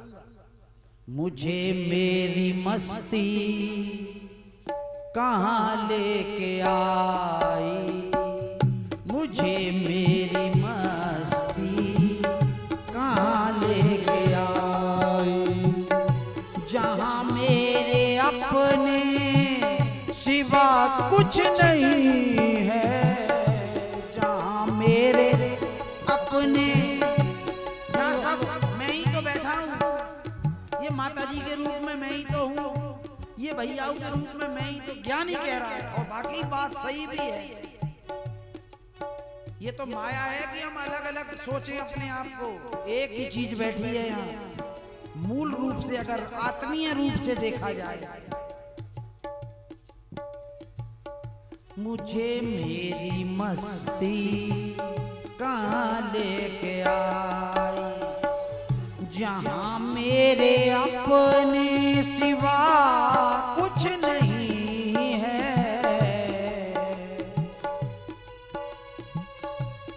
ज्ञानी का आनंद है सचमुच, जिसके जीवन में मैं शेष रह गया, और जिसके जीवन में तू शेष रह जाए,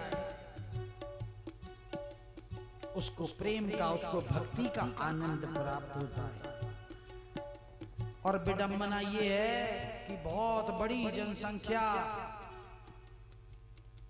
अध्यात्म जगत की, हमारे भारत की, तू और मैं के चक्कर में ही पड़ी है। ना तो वो कभी तू के रूप में उस ईश्वर को समझ पाए, ना कभी मैं के रूप में। कभी तो तू वाली पारी में चले जाते हैं, कभी मैं वाली पारी में आ जाते हैं, तो तू मैं होती रहती है और जीवन खत्म हो जाता है। फंसे हैं बेचारे।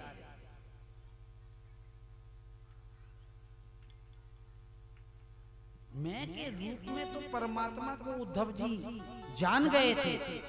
भगवान ने इसीलिए भेजा था वृंदावन में कि उद्धव जरा तू के रूप में भी उसका अनुभव कर ले, ताकि पता लग जाए मैं है ना तू है, बस तू है तू ही तू है और कुछ है नहीं।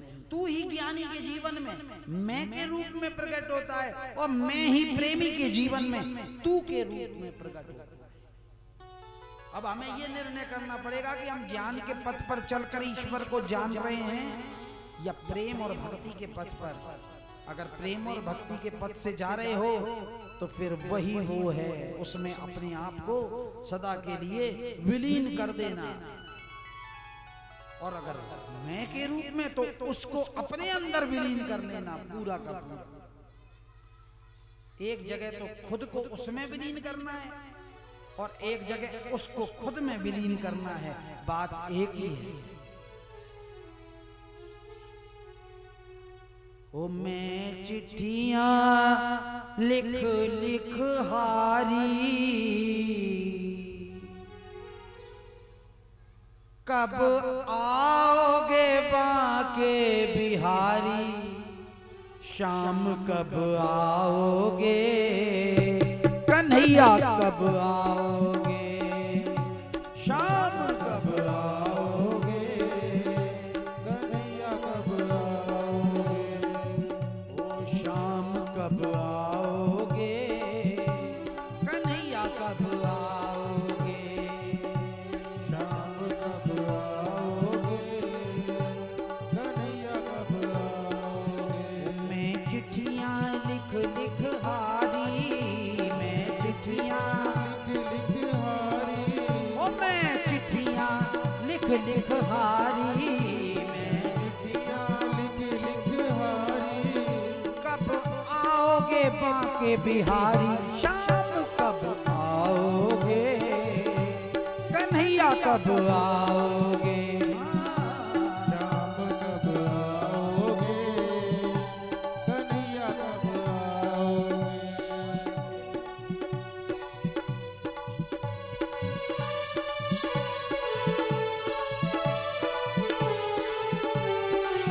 सांवरे को दिल में बसा कर तो देखो, सांवरे को दिल में बसा कर तो देखो, दुनिया से मन को हटा कर तो देखो, दुनिया से मन को हटा कर तो देखो, बड़ा ही दयालु है बांके बिहारी, बड़ा ही दयालु है बांके बिहारी, एक बार वृंदावन आके तो देखो, एक बार वृंदावन आके तो देखो, बांके बिहारी भक्तों के दिलदार सदा लुटाते हैं दया के भंडार, बांके बिहारी भक्तों के दिलदार सदा लुटाते हैं दया के भंडार, सांवरे को दिल में बसा कर तो देखो, सांवरे को दिल में बसा कर तो देखो, दुनिया से मन को हटा कर तो देखो, बड़ा ही दयालु है बांके बिहारी, बड़ा ही दयालु है आगे बिहारी, एक बार वृंदावन आके तो देखो, बांके बिहारी भक्तों के दिलदार सदा लुटाते हैं दया के भंडार, बांके बिहारी भक्तों के दिलदार सदा लुटाते हैं दया के भंडार, मीरा ने जैसे गिरधर को पाया, मीरा ने जैसे गिरधर को पाया, प्याला जहर का अमृत बनाया प्याला जहर का, अमृत बनाया प्याला जहर का, अमृत बनाया। तुम अपनी हस्ती मिटा कर तो देखो, खुद को विलीन करना पड़ेगा। एक बार वृंदावन आके तो देखो, बड़ा ही दयालु है बाके बिहारी।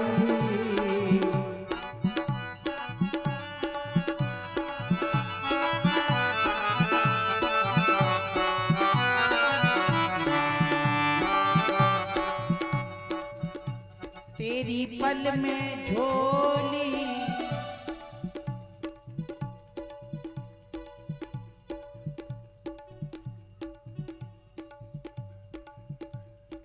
हो, तेरी पल में झोली वो भर देगा, तेरी पल में झोली वो भर देगा। दुख दर्द जिंदगी के वो हर लेगा, नजरों से पर्दा हटा कर तो देखो, एक बार वृंदावन आके तो देखो। बाके बिहारी भक्तों के दिलदार सदा लुटाते हैं दया के भंडार, बाके बिहारी भक्तों के दिलदार सदा लुटाते हैं दया के भंडार। शाम बिना तेरा कोई न अपना, शाम बिना तेरा कोई न अपना। ये दुनिया सब झूठा सपना, ये दुनिया सब झूठा सपना। चौखट पे दामन फैला कर तो देखो,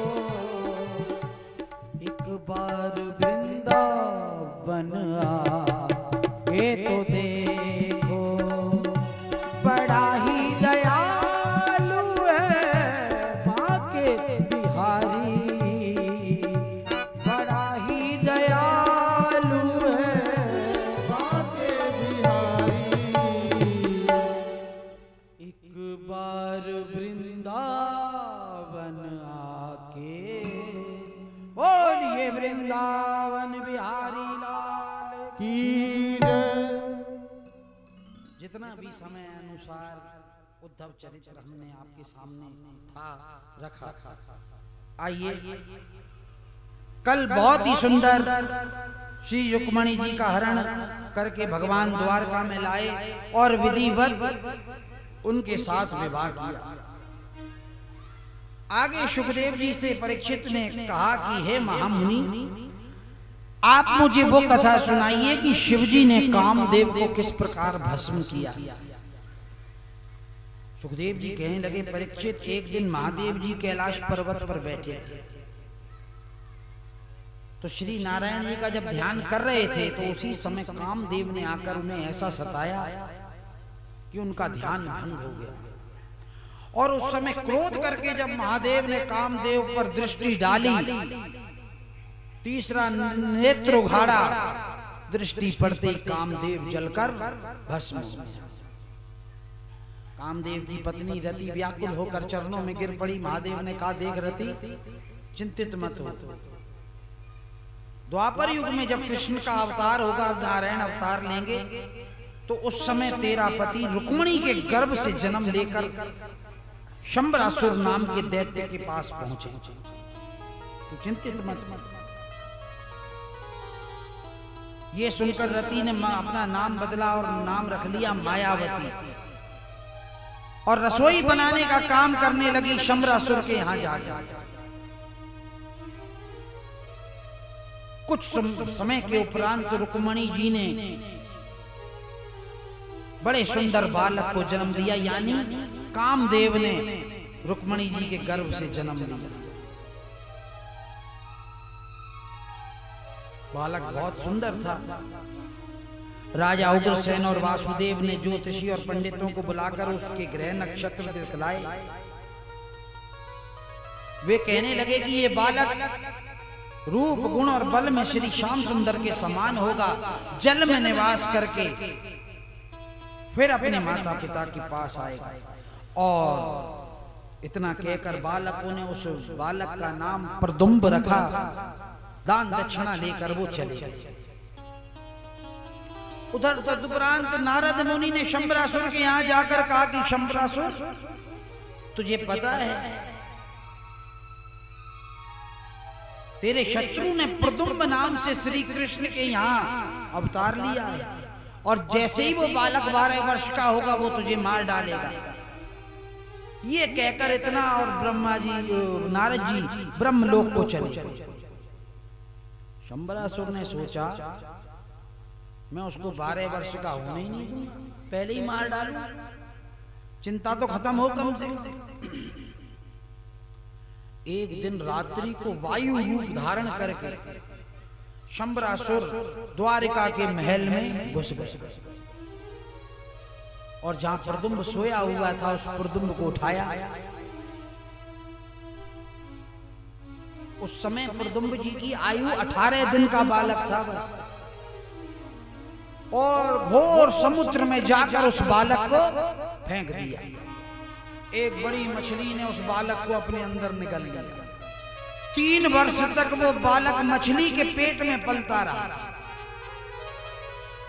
फिर किसी शिकारी ने उस मछली को पकड़ा, बड़ी मछली थी, लेकर शंबरासुर के दरबार में गया। शंबरासुर ने उस मत्स्य को रसोई घर में भिजवा दिया। कहते हैं ना कि देखो मृत्यु ढूंढ ही लेते। एक बार सभा हुई,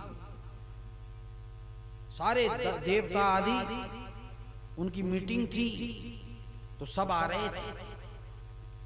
तो एक कबूतर और एक कबूतरी, मादा कबूतर, दोनों बैठे हुए थे, रो रहे थे। क्यों? क्योंकि यमराज आया भैंसे पर बैठकर, और उसने यमराज ने उनकी तरफ देखा और हंसने लगा।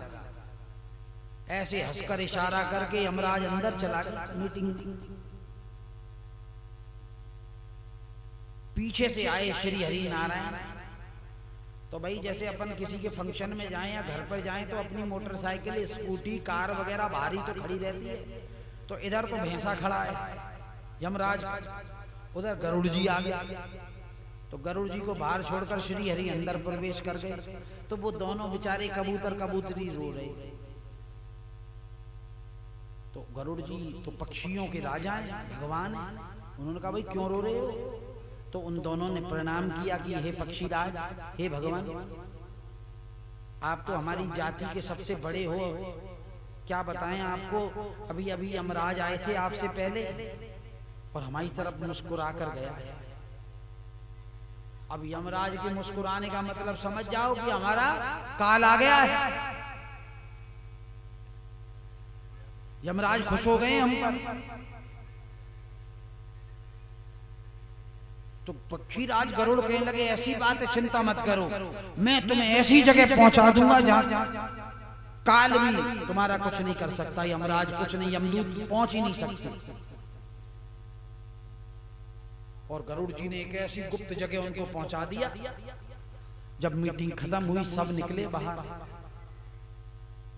तो गरुड़ तो भारी थे, तो यमराज ने उधर देखा जहां वो दोनों बैठे हुए थे। तो देखा तो वो वहां थे नहीं। तो फिर यमराज हंसने लगा। तो गरुड़ जी ने पूछा अब क्यों हंस रहे हो? तो यमराज ने बड़ी सुंदर बात कही कि हे पक्षीराज, मैं जब गया था ना तो इसलिए हंसा था कि ये यहाँ क्या कर रहे हैं, इनको तो कहीं और होना चाहिए। कि मैंने उनको ऐसी जगह रख दिया है कि वहां पर यमदूत नहीं पहुंच सकते। कि नहीं गरुड़ जी, आपने उनको वहां पहुंचा दिया है जहां उनकी मृत्यु लिखी हुई थी। उनकी मृत्यु वहीं पर होना तय था और आप उसका माध्यम बन गए, आपने उनको वहां पहुंचा दिया। यहां होते तो बच जाते। काल पहुंच गया दरबार, मछली को चीरा गया, छोटा बालक निकला, बहुत सुंदर बालक। इतने में नारद जी ने आकर मायावती को कहा, ये तेरा पति कामदेव है। पाला गया उस बालक को, पालन पोषण किया। जब वो 12 वर्ष का हुआ तो एक दिन खेलते खेलते शंबरासुर के दरबार में पहुंचा तो कामदेव तो था ही साहब, कितना सुंदर होगा आप कल्पना भी नहीं कर सकते।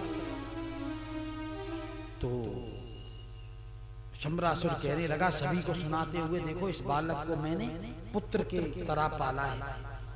उस समय ये शब्द सुनकर शंबरासुर कहने लगे, प्रद्युम्न कहने लगे, हे शंबरासुर तू मुझे अपना पुत्र मत समझ, मैं तेरा शत्रु हूं, मुझसे युद्ध करके तू अपनी शक्ति देख ले। शंबरासुर हंसते हुए कहने लगा, जिसको मैंने दूध पिलाकर पाला है वो मेरे लिए दूसरा प्रद्युम्न बन रहा है। अरे उसको तो मैंने पता नहीं कब का मार डाला, उसको फेंक दिया समुद्र में।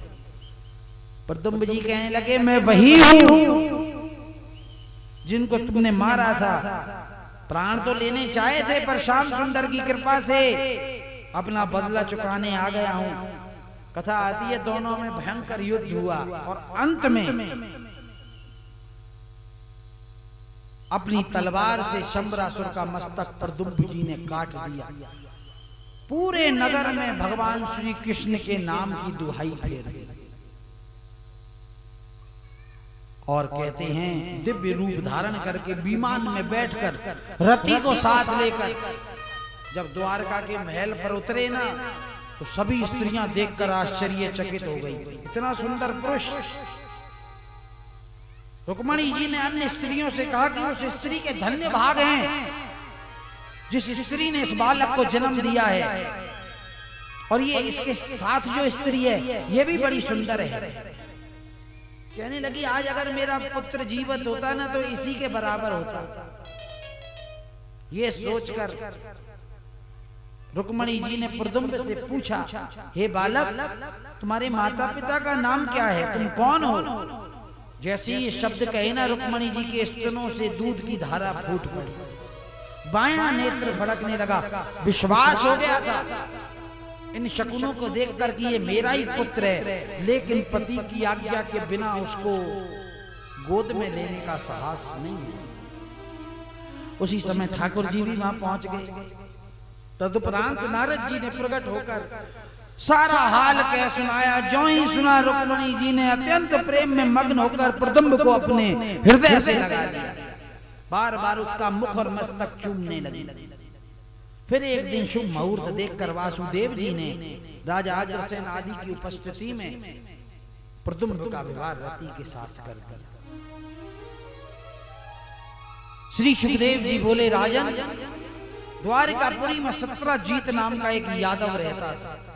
उसने सूर्य भगवान की बहुत तपस्या की तो सूर्य देव ने प्रसन्न होकर सत्रजीत को एक सयमंतक नामक मणि दी। उस मणि का प्रताप ये था कि उसकी रोज पूजा करता था वो, और प्रतिदिन सत्रजीत को वो मणि 20 मन सोना देती थी। मणि के प्रभाव से सत्रजीत बहुत धनवान बन गया।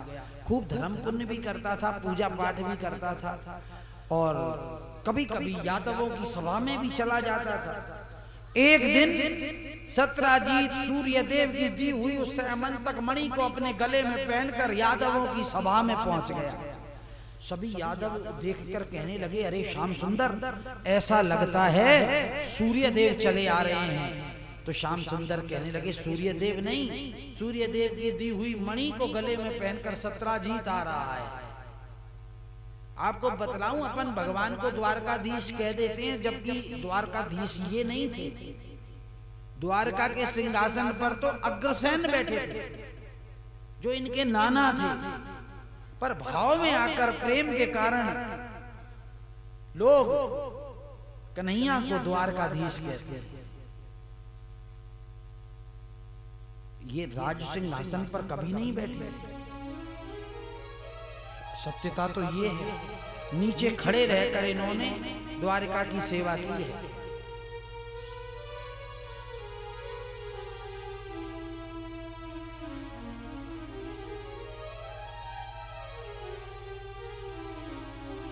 यदुवंशी कहने लगे, भगवान आप सत्राजीत से कहो ना इस मणि को राजा उग्रसेन को भेंट में दे दे।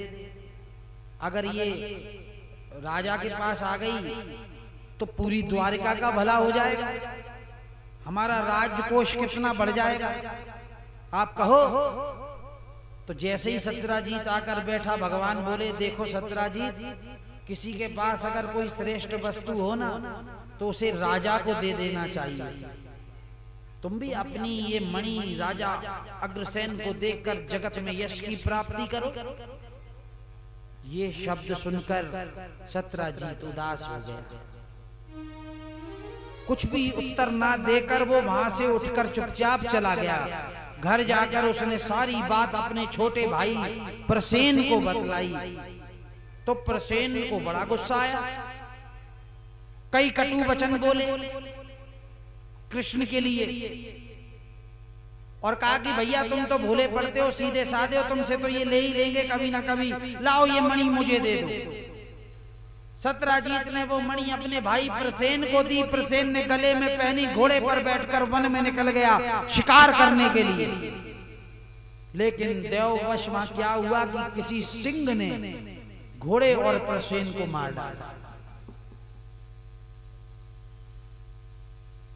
फिर वो सिंह जो था वहां पर उसी समय एक रीछ बहुत ताकतवर जिसका नाम जामवंत था, उसने आकर उस सिंह को भी फाड़ दिया, मार डाला। और उन्होंने देखा ये कैसी वस्तु चमक रही है। मणि को देखा तो जामवंत ने वो मणि उठाई और अपनी कंदरा में चला गया और अपनी पुत्री को वो मणि दे दी जिसका नाम जामवंती था। ले बेटा तू खेल, खिलौना मिल गया। अब इधर द्वारिका में एक दिन हुआ, 2 दिन हुए, 3 दिन हुए, ना मणि का पता ना छोटे भाई का पता। सत्राजीत उदास रहने लगा, खाने पीने में भी मन नहीं लगता। तो पत्नी बोली, क्या बात है स्वामी, बात भी नहीं करते, खुश भी नहीं रहते, खाते पीते भी नहीं हो, क्या चिंता है तुमको, बतलाइए मुझे। सत्राजीत कहने लगा, भैया स्त्री का क्या भरोसा, मुंह से कुछ निकल जाए और तू किसी को कह दे। वो झुंझलाकर कहने लगी, मैंने आज तक तुम्हारी बात किसी को बतलाई है क्या, बताओ क्या बात है। सूखते जा रहे हो, खाते नहीं हो, पीते नहीं हो, क्या बात है बतलाओ। तो सत्राजीत कहने लगा कि भाई देख, सत्य और झूठ तो भगवान जाने, पर मुझको ऐसा लगता है, देख भाई का भी पता नहीं और मणि का भी पता नहीं, और ये मणि मुझसे सभा में कृष्ण ने मांगी थी। मुझे ऐसा लगता है कि उस मणि के चक्कर में आकर कृष्ण ने मेरे भाई को मार दिया और वो मणि ले ली है। क्योंकि अब तो बहुत दिन हो गए, दोनों का ही अता पता नहीं है। अब स्त्री स्वभाव तो आप जानते हो, भोला स्वभाव होता है आपका। कितनी देर रखो, पेट में दर्द हो जाए, अपच हो जाए, जब तक किसी को नहीं बता दें। भले ये कह के बताएंगी, देख तू किसी से कहियो मत, ऐसे चलता है काम। अच्छा एक बात और बताऊं, माता बहनों को श्राप भी है। किसने श्राप दिया था जानते हो? कर्ण ने। जब कुंती ने ये नहीं बतलाया था ना, कर्ण ने नहीं, युधिष्ठिर ने दिया था अपनी मां को, कुंती को। जब उसने ये बाद में पता लगा कि हमारे हाथों से हमारे ज्येष्ठ भाई का वध हो गया है, कर्ण तो हमारा बड़ा भाई था, तो उसने दुखी होकर क्रोध में कहा, मां मैं समस्त स्त्री जाति को श्राप देता हूं, वो कभी भी कोई बात ज्यादा समय तक छुपा नहीं पाएगा। ये हो सकता है कि वो जिसको ना पता लगना हो उसको ना पता लगे, लेकिन किसी ना किसी को तो बोल ही दे। सुबह हुई तो जैसे थारी मारी करने खट्टी हो जाती है, कोई जगह खाली नहीं, घर में देख लो, घर के गेट पे ले लो, मंदिरों में ले लो, कथा में ले लो, सब जगह बिना बोले नहीं रह सकते। अब भगवान जाने ये क्या बातें करती हैं। कहो तो जय पे शुरू हो जाए, चूड़ी कहां से लाई तेने, ये साड़ी कहां से लाई है, कितने की मिली, अच्छा सेल में, महंगी है, जय ज्यादा पैसा ले, इतने की होनी चाहिए। ये बातें निरर्थक बातें जिनका कोई अर्थ ही नहीं। बोलिए द्वारिकाधीश की,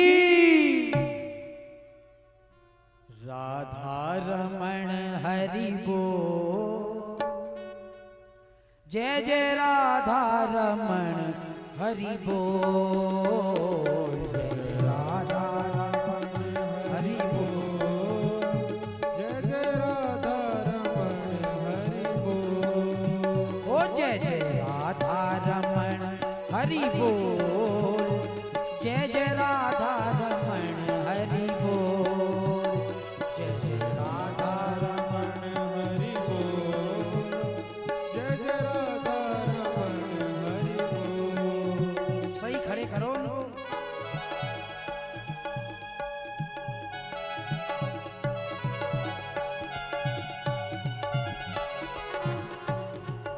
हे बंशीधर जय हो।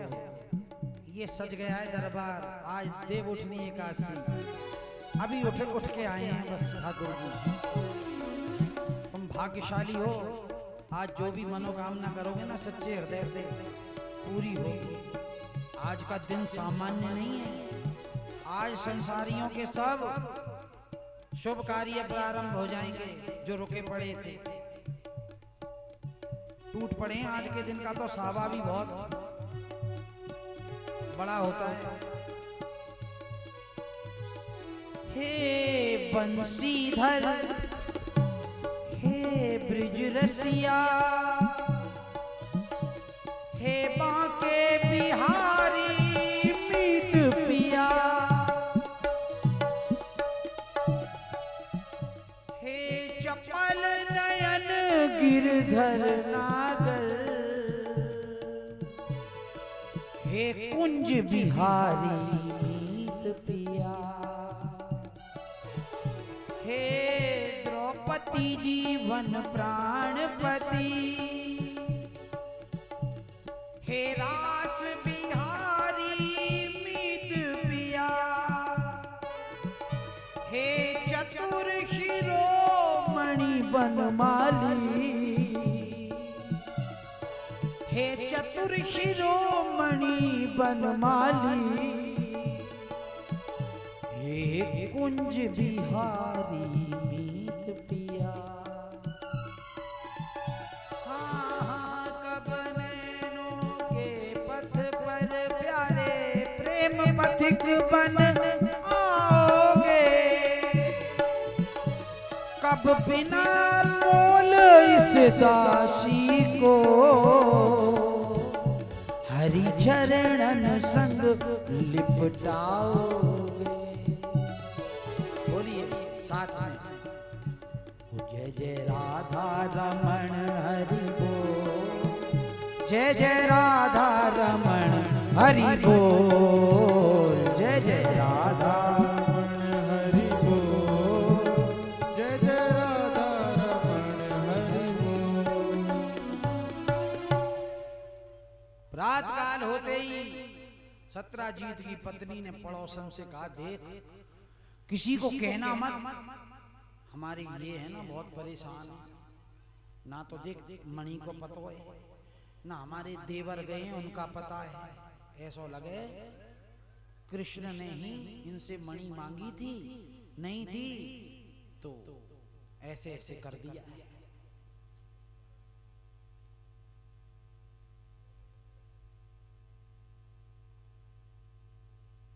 ये अपने भाव में इनको पता नहीं, कथा चल रही भूल जाते बेचारे, फिर चीखना चिल्लाना चाहते,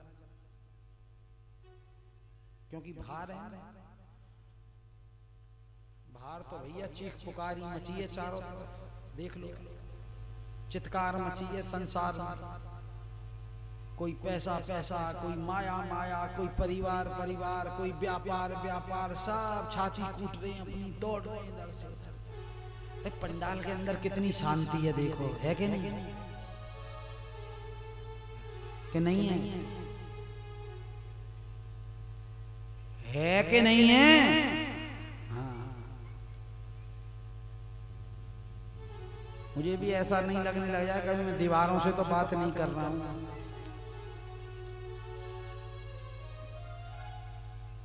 भाई साहब ये मोबाइल रख दो, अच्छा नहीं है। हाँ बाद में कर लेना, हमारी दुकानदारिया ये चलने दो भैया। हाँ हाँ हमारे पास तो ठाकुर जी है और क्या है हमारे पास देने को आपको। बाबा जी आदमी है भैया, भगवान लेके आए, भागवत जी लेके आए हैं, ले लो।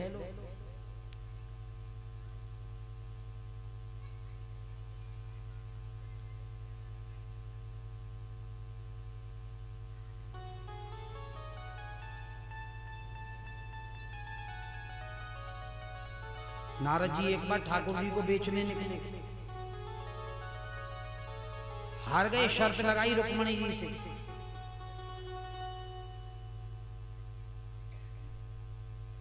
और ये बोलते हुए जा रहे हैं कि ले लो दुनिया वालों, ये सस्ता माल उठा लो, बिल्कुल सस्ते में। रुक्मणी जी हार गई ठाकुर जी। पूरी दुनिया की संपदा रख दी एक पल्ले में ठाकुर जी, लेकिन नहीं तोल पाई।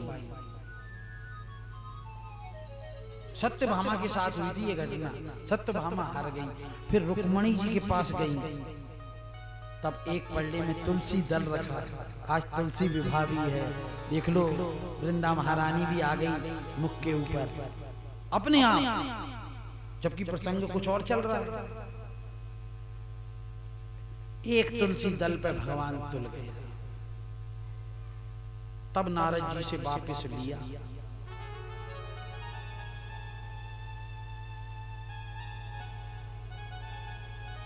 धीरे धीरे बात फैली पूरी द्वारिका में, भगवान के कानों में आई। दरबार में जाकर भगवान राजा अग्रसेन के सामने कहने लगे कि हे महाराज, मणि हित लग्यो कलंक, घर घर चर्चा छाए।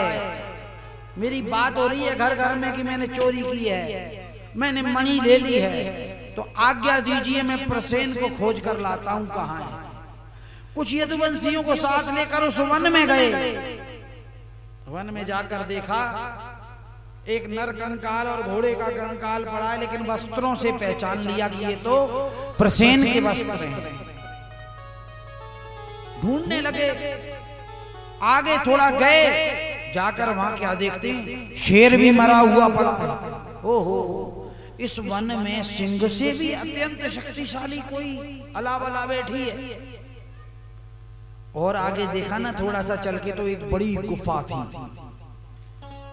ठाकुर जी कहने लगे यदुवंशियों से चलो इसके अंदर चल के देखते हैं। बोले कि नहीं ठाकुर जी क्या कर रहे हो महाराज, पता नहीं कोई अलावला बैठी हो, सिंह मार दिया उसने, हमारी तो हिम्मत नहीं है इस अंधेरी गुफा में जाने की, पता नहीं क्या बवाल बैठा है इसमें।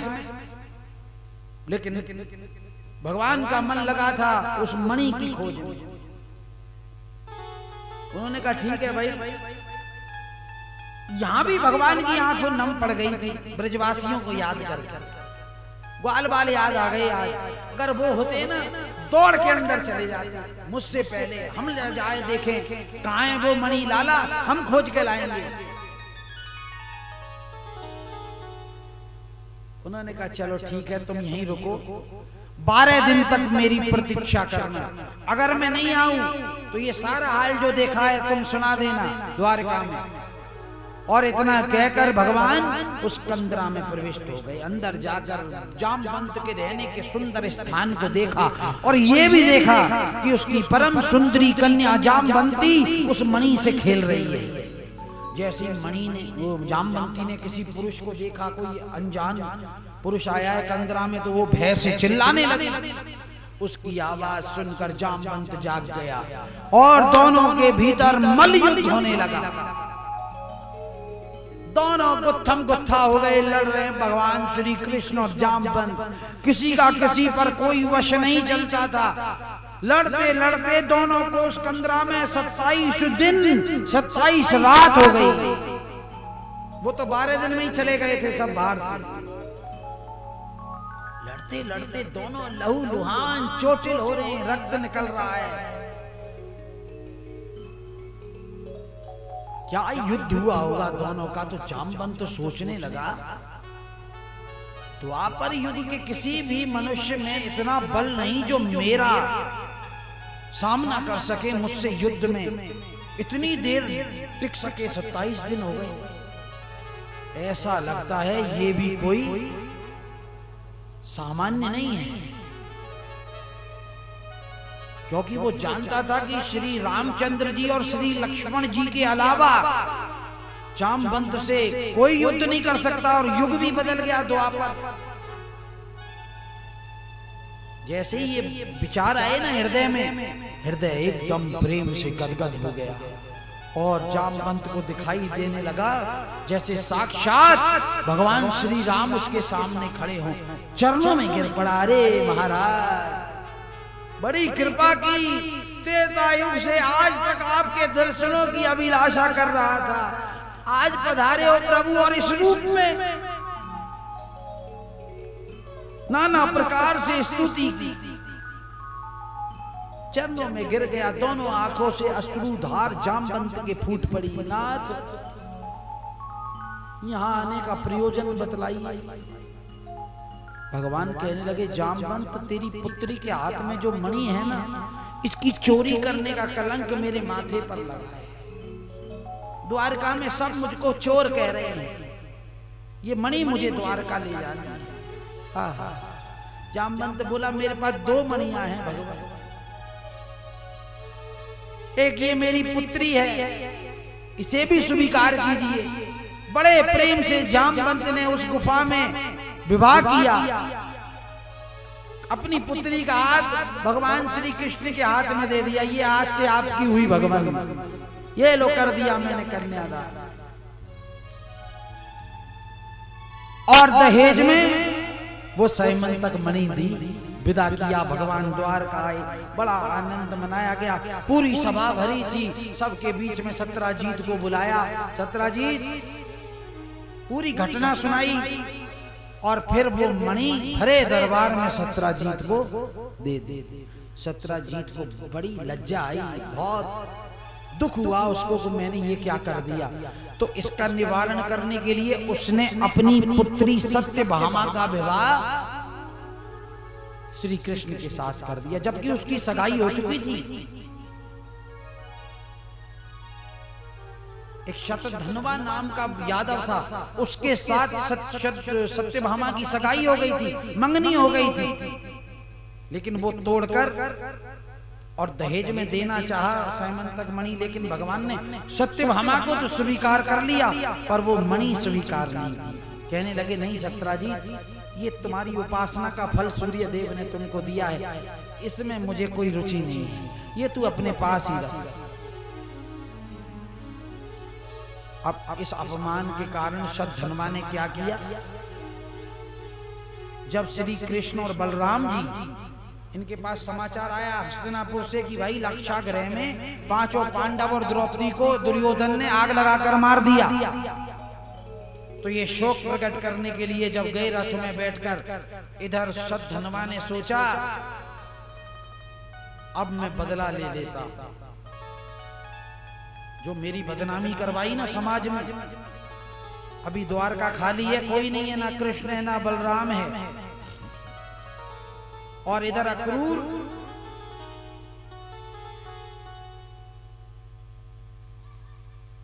और कृतवर्मा और था एक, उन दोनों ने भड़काया शतधन्वा को, देख तेरी कितनी बदनामी हुई, बदला ले ले, जा सत्यजीत को मार दे। और जाकर रात्रि को सत्यजीत को तलवार से मारा शतधन्वा ने, और मणि और बहुत सा धन लेकर वहां से भाग दिया। जब सत्यभामा को पता लगा, वो रथ में बैठकर हस्तिनापुर पहुंच गई। भगवान ने कहा, तुम यहाँ क्या कर रही हो? इधर विदुर जी ने बतलाया कि भगवान आपकी कृपा से बच गए पांचों के पांचों। द्रौपदी भी सकुशल है, दुर्योधन ने कोई कसर नहीं छोड़ी थी, लेकिन आपकी कृपा, आपका हाथ जिसके ऊपर हो, तब थोड़ा संतोष हुआ भगवान को कि मेरी बुआ जिंदी है, जीवित है, मेरे पांचों पांडव जीवित हैं। सत्यभामा ने जब कहा, दोनों फिर दौड़े द्वारका की तरफ हस्तिनापुर से। जब शतधनवा को पता लगा दोनों आ रहे हैं, अब मुझे नहीं छोड़ेंगे, तो वो गया कृतवर्मा के पास, मुझे बचाओ।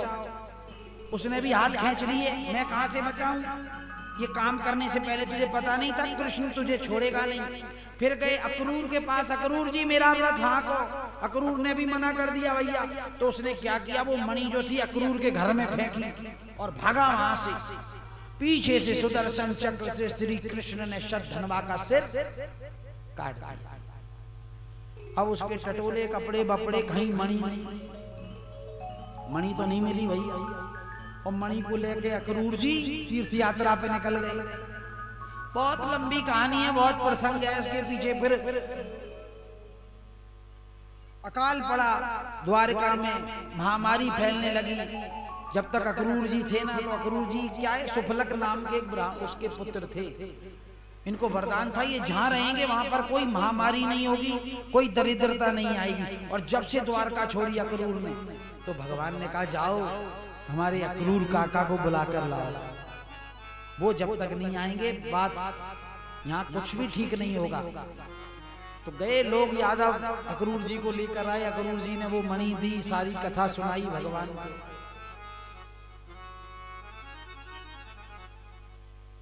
आगे कथा आती है, कालिंदी, सत्या, सत्यभामा, लक्ष्मणा आदि से विवाह का वर्णन आया है। भगवान की 8 पटरानी थी और 16,100 जिन्हें भौमासुर के कैद खाने से श्री कृष्ण ने मुक्त करवाया था। तो उन्होंने कहा कि हे नाथ, अब समाज हमको कहां स्वीकार करेगा, हम आप ही की शरण में आई हैं। तो भगवान ने उनको अपनी शरण में ले लिया। यूं विवाह हुआ था भगवान का। भाई उनको कहां छोड़ते, फिर कितने वर्षों तक तो वो भौमासुर के कैद खाने में रही, समाज कहां स्वीकार करता उनको। तो जिसको समाज ठुकरा देता है ना, उसको मेरा बांके बिहारी अपना लेता है। आजा तू मेरी शरण में आ। तभी तो इनको भगवान कहा गया है साहब, यूं ही थोड़ी है।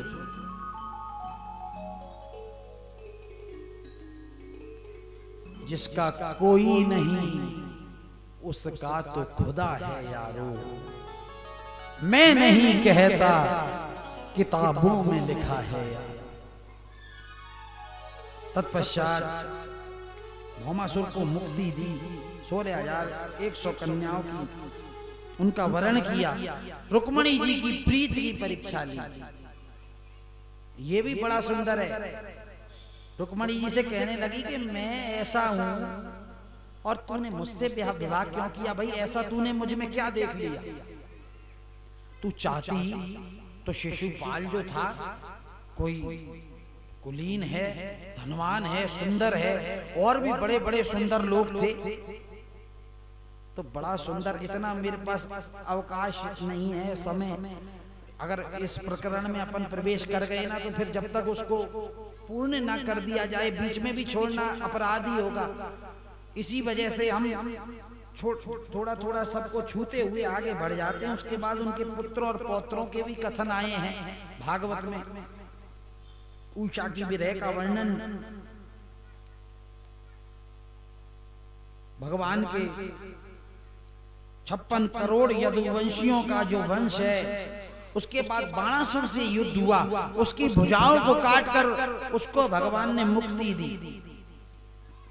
आगे राजा नृग की कथा आई। ये ऐसा राजा था, इसने इतनी गाय दान की थी अपने जीवन में कि आकाश के तारे गिन लो संभव है, धरती के धूल के कण गिन लो संभव है, लेकिन राजा रग ने जितनी गौ दान की उनको गिनना असंभव है। लेकिन एक अपराध हो गया। क्या? एक दान की हुई गाय बिना दान की हुई गायों में जाकर मिल गई और दोबारा किसी ब्राह्मण को दान कर दिया उस गाय। अब दोनों ब्राह्मण लड़ पड़े। जो पहले उसको दान में ले गया था ना, वो कहता मेरी गाय है, और वो ब्राह्मण कहता कि मैं राजा नरक से लेकर आया हूं संकल्प करवा कर। राजा नरक बोले ब्राह्मण देवता इसके बदले जो चाहो मांग लो, लेकिन वो ब्राह्मण भी जिद पर हो, नहीं मुझे तो यही गाय चाहिए। इस अपराध के कारण गिरगिट बनकर रहना पड़ा राजा नरक। फिर भगवान ने जब स्पर्श किया ना, तो गिरगिट की देह से मुक्ति पाई और वैकुंठ प्राप्त की। फिर ब्रिज में बलराम जी भी आए। बलराम जी भी चले गए थे। जब उन्होंने देखा ना कि कुरुक्षेत्र में कौरव और पांडवों का युद्ध होगा, अब ये घर की लड़ाई है, अगर मैं यहाँ रुकूंगा तो मुझे कौरवों की तरफ से खड़ा, क्योंकि बलराम जी दुर्योधन के गुरु थे। बलराम जी दुर्योधन को बहुत प्रेम करते थे। उन्होंने कहा कन्हैया तो पांडवों के साथ और उधर मुझे फिर उधर होना पड़ेगा और घर की लड़ाई है। तो समझदार क्या करता है, चुपचाप यहां पे सटक लो अब, क्योंकि पता था उनको ये कन्हैया मानेंगे नहीं, इनका साफ सुपड़ा साफ करवाएंगे, और अगर मैं रहा तो परेशानी रहेगी। हलधर कम थोड़ी है। जब सुभद्रा को भगाया था ना अर्जुन के साथ कन्हैया अपनी बहन को, तो बलराम जी चाहते थे सुभद्रा का विवाह दुर्योधन से, और इधर विडंबना ये थी कि सुभद्रा अर्जुन से प्रेम करती थी। अब विवाह भी ऐसी जगह होना चाहिए साहब, जीवन भर का मामला है, जब मन ही ना मिले तो क्या मतलब है।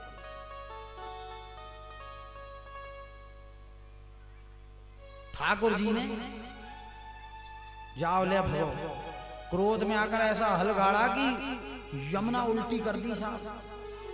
उस जगह जहां वहां यमुना जी विपरीत बह रही हैं, खींचने लगे वो हस्तिनापुर को हल के द्वारा।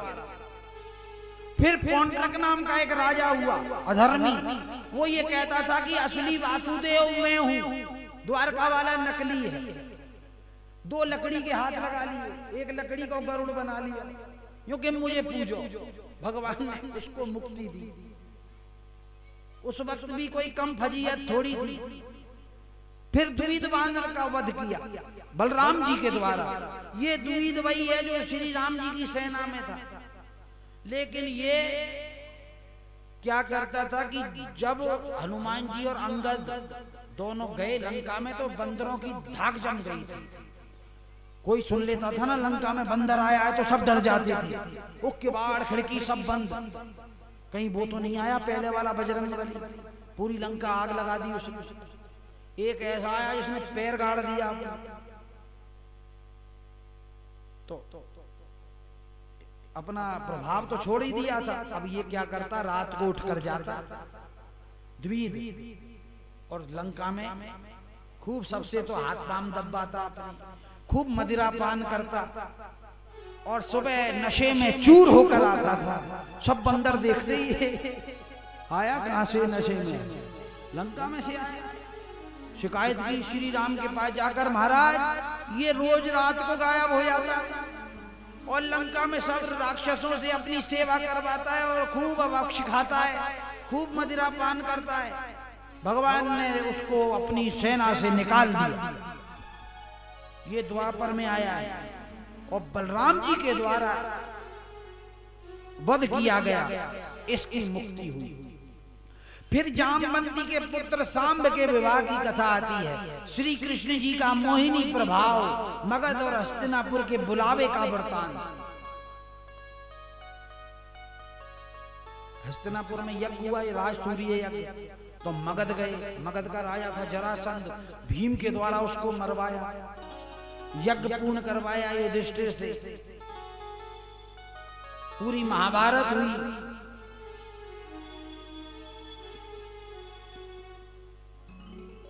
तत्पश्चात कथा आती है श्री कृष्ण द्वारा जरासंध जब मृत्यु को प्राप्त हुआ तो उसकी कैद में भी बहुत से राजा बंद थे, उनकी मुक्ति करवाई, अभिमानी शिशुपाल का वध किया। फिर पांडवों की सभा में दुर्योधन का जब अपमान हुआ तो उसकी कथा आई है। शाल्व नरेश ने द्वारिका पर आक्रमण किया, दौड़ते ही रहे जीवन भर, कभी हस्तिनापुर, हस्तिनापुर से द्वारिका, द्वारिका से फिर हस्तिनापुर, फिर हस्तिनापुर से द्वारिका, दो दो जगह टांग रखी है। बताओ, द्वारका छोड़े तो महाआक्रमण कर दें और इधर हस्तिनापुर छोड़े तो पांडवों की चिंता। फिर आकर द्वारका में शाल्व को मारा, दंत वक्र और विदुरथ का वध किया।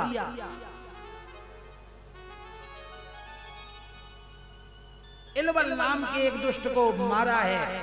आगे कथा आती है भागवत में, कहो सुदामा एक दिन कृष्ण हमारे मित्र, करते रहे उपदेश प्रिय, ऐसो परम विचित्र। सुखदेव जी बोले, राजन, श्री कृष्ण चंद्र जी ब्रिज में एक परम तेजस्वी वेद शास्त्रों का ज्ञाता और प्रभु श्री कृष्ण चंद्र जी का सहपाठी एक ब्राह्मण मित्र रहा करता था, जिसका नाम सुदामा था। ऐसा दरिद्री, मुझे ये दरिद्र शब्द सुदामा जी के लिए थोड़ा अजीब लगता है, लेकिन इसमें प्रेषित है तो बोलना पड़ता है। दरिद्र नहीं था, मैं तो कहूं सुदामा जैसा धनवान कोई नहीं। द्वारकाधीश की संपदा भी जिसके सामने छोटी पड़ गई।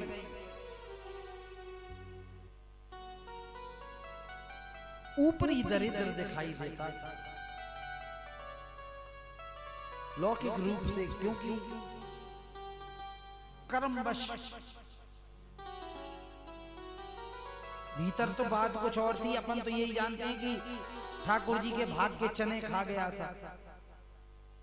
दरअसल बात इसके पीछे कुछ और है, मैं बतलाऊंगा आपको। दुर्वासा मुनि आए, इधर गुरु पत्नी ने कहा, सुदामा जा वन से लकड़ियां लेकर आ। लकड़ियां खत्म हो गई हैं भंडार में, रसोई गृह में। तो अब वो ये भी जानती थी कि सुदामा और कृष्ण की जोड़ी है, ये दोनों एक दूसरे के बिना नहीं रहते, साथ में रहते हैं, दोनों पक्के दोस्त हैं। तो उनको पता था, तो कुछ खाने को देना था, भाई भूख भी लगेगी, बालक है। और उतने ही चने थे, चने दिए तो सुदामा जी ने रख दिए वो एक और। कृष्ण को बुलाने चले गए कि चलो लाला, दोनों वन से लकड़ियां ले आए। इतने में दुर्वासा आते हैं और गुरु पत्नी से उन्होंने कुछ भोजन मांगा खाने के लिए। तो उन्होंने कहा कि भोजन तो नहीं है अभी, तो शिष्य जाएंगे मधुकरी लेकर आएंगे, फिर लकड़ियां भी नहीं है, बनेगा तब आपको प्रसाद, आप विराजिए यहाँ बैठिए। लेकिन अपने योग बल से दुर्वासा ने देख लिया कि उसको एक अलमारी में चने दिखाई दे। तो उसी समय दुर्वासा ने क्रोध में आकर कहा कि आपने मुझसे असत्य कहा है, आश्रम में खाने की वस्तु है, लेकिन मैं श्राप देता हूं, जो भी उस वस्तु को खाएगा ना वो दरिद्र होगा। और वो थे, अब ये शब्द जो थे दुर्वासा के, सुदामा ने सुन लिए। इसीलिए सुदामा पूरे चने खा गया कि अगर कन्हैया को दिया ना तो ये चने श्रापित हैं, इसको दिया तो श्राप का जो प्रभाव है वो इस पर पड़ेगा। जानबूझकर सुदामा जी पूरे चने खा गए, यानी पूरी दरिद्रता अपने ऊपर ले ली। ठाकुर जी को तो बाद में पता लगा, ओहो, उसने कहा ये क्या हुआ। चैन से नहीं रहे जब तक सुदामा आया नहीं उनके पास। उस दिन तक द्वारका में भी चैन से नहीं रहे भगवान, चिंता लगी रहती थी कब आएगा, कब आएगा, कब आएगा। वो दिन आ गया। पत्नी ने कहा जाओ, मैंने सुना है कि द्वारका के राजा श्री कृष्णचंद्र द्वारकाधीश आपके बचपन के मित्र हैं, जिनका नाम प्रतिपल लेते रहते हो। जब वो धराधाम पर विराजमान हैं तो जाकर दर्शन क्यों नहीं कराते? सुदामा कहने लगा जाऊं तो सही, लेकिन खाली हाथ कैसे जाऊं? ये हमारे संस्कार नहीं है। मित्र के यहाँ, गुरु के यहाँ, कथा में, कीर्तन में, मंदिर में खाली हाथ कभी नहीं जाना चाहिए।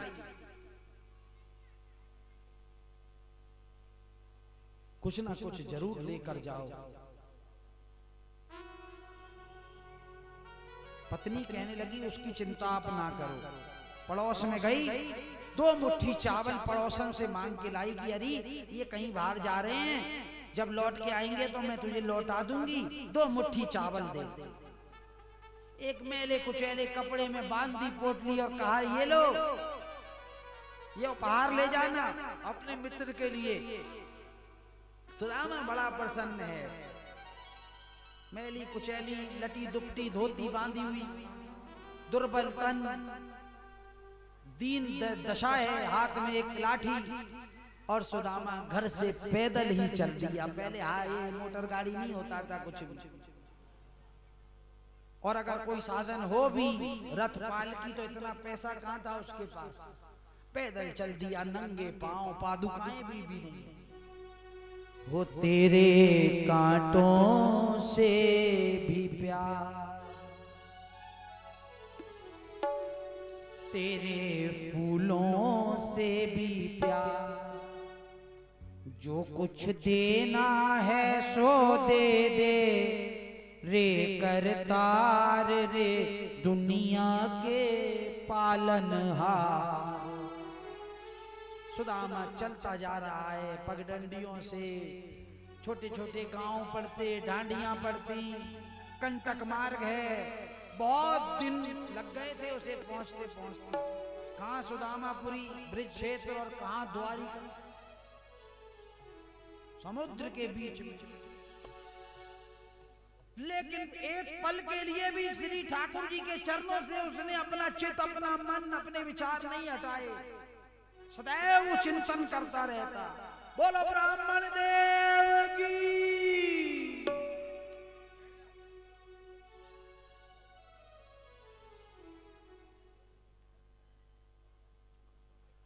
अरे जहां ले चलोगे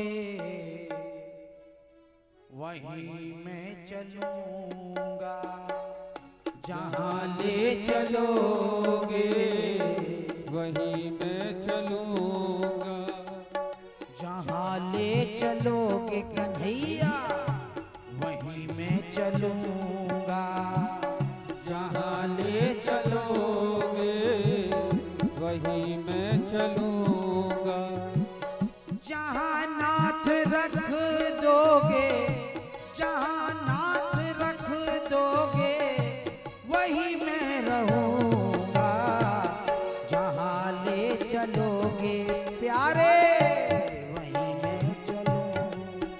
ओ जहां ले चलोगे वहीं मैं चलूंगा। आज सुदामा जी जा रहे हैं द्वारिका, अपने दुख, अपनी दरिद्रताएं, अपने कष्ट लेकर। आपको भी अपने दुख दरिद्र दूर करने हैं तो भेज देना सुदामा जी के हाथ संदेशा। आए ठाकुर जी सबका दुख दूर करेंगे।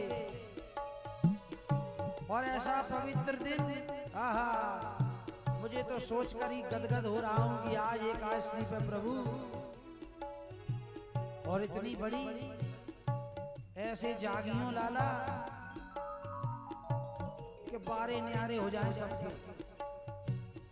तुम्ही मेरी माता, पिता तुम हमारे, तुम्ही मेरे सर्वस्व, तुम प्राण प्यारे। नारायण प्रभु से इतना कहूँगा, जहाँ ले चलोगे लाला वहीं मैं चलूँगा, जहां ले चलोगे कन्हैया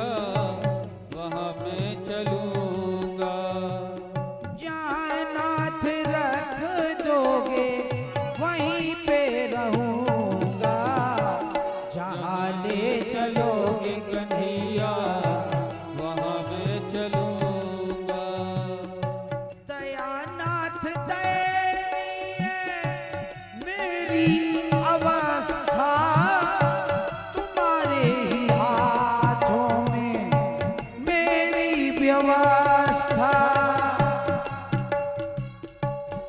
ओ नारायण प्रभु से इतना कहूँगा, जहाँ ले चलोगे प्यारे वहीं मैं चलूँगा। जहाँ ले चलोगे कन्हैया वहीं मैं चलूंगा। और चलते चलते समुद्र तट पर जब पहुंचा, नाव जा रही थी। पहले लोग बड़े दयालु थे, उन्होंने कहा पंडित जी कहाँ जानो है? सुदामा जी बोले भैया द्वारका जानो है, छोड़ दोगे कि हाँ बैठो, कि हमारे पास दाम कौड़ी नहीं है, किराया नहीं है। कोई बात नहीं पंडित जी बैठो आप, हम छोड़ देंगे आपको। हैं? आज वैसे भी 11 है, पंडितों से क्या पैसे लेना, ब्राह्मणों से। बिठा लिया नाव में और चल दी।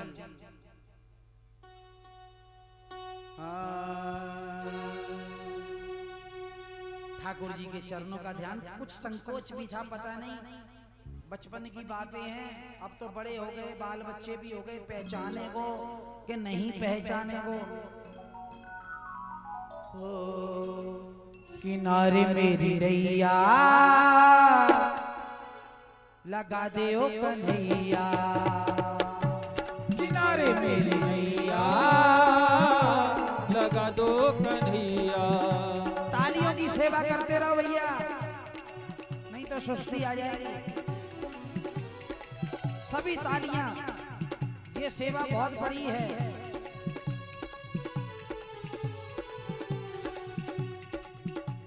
किनारे मेरी नैया लगा दे ओ कन्हैया, किनारे मेरी नैया लगा दो कन्हैया।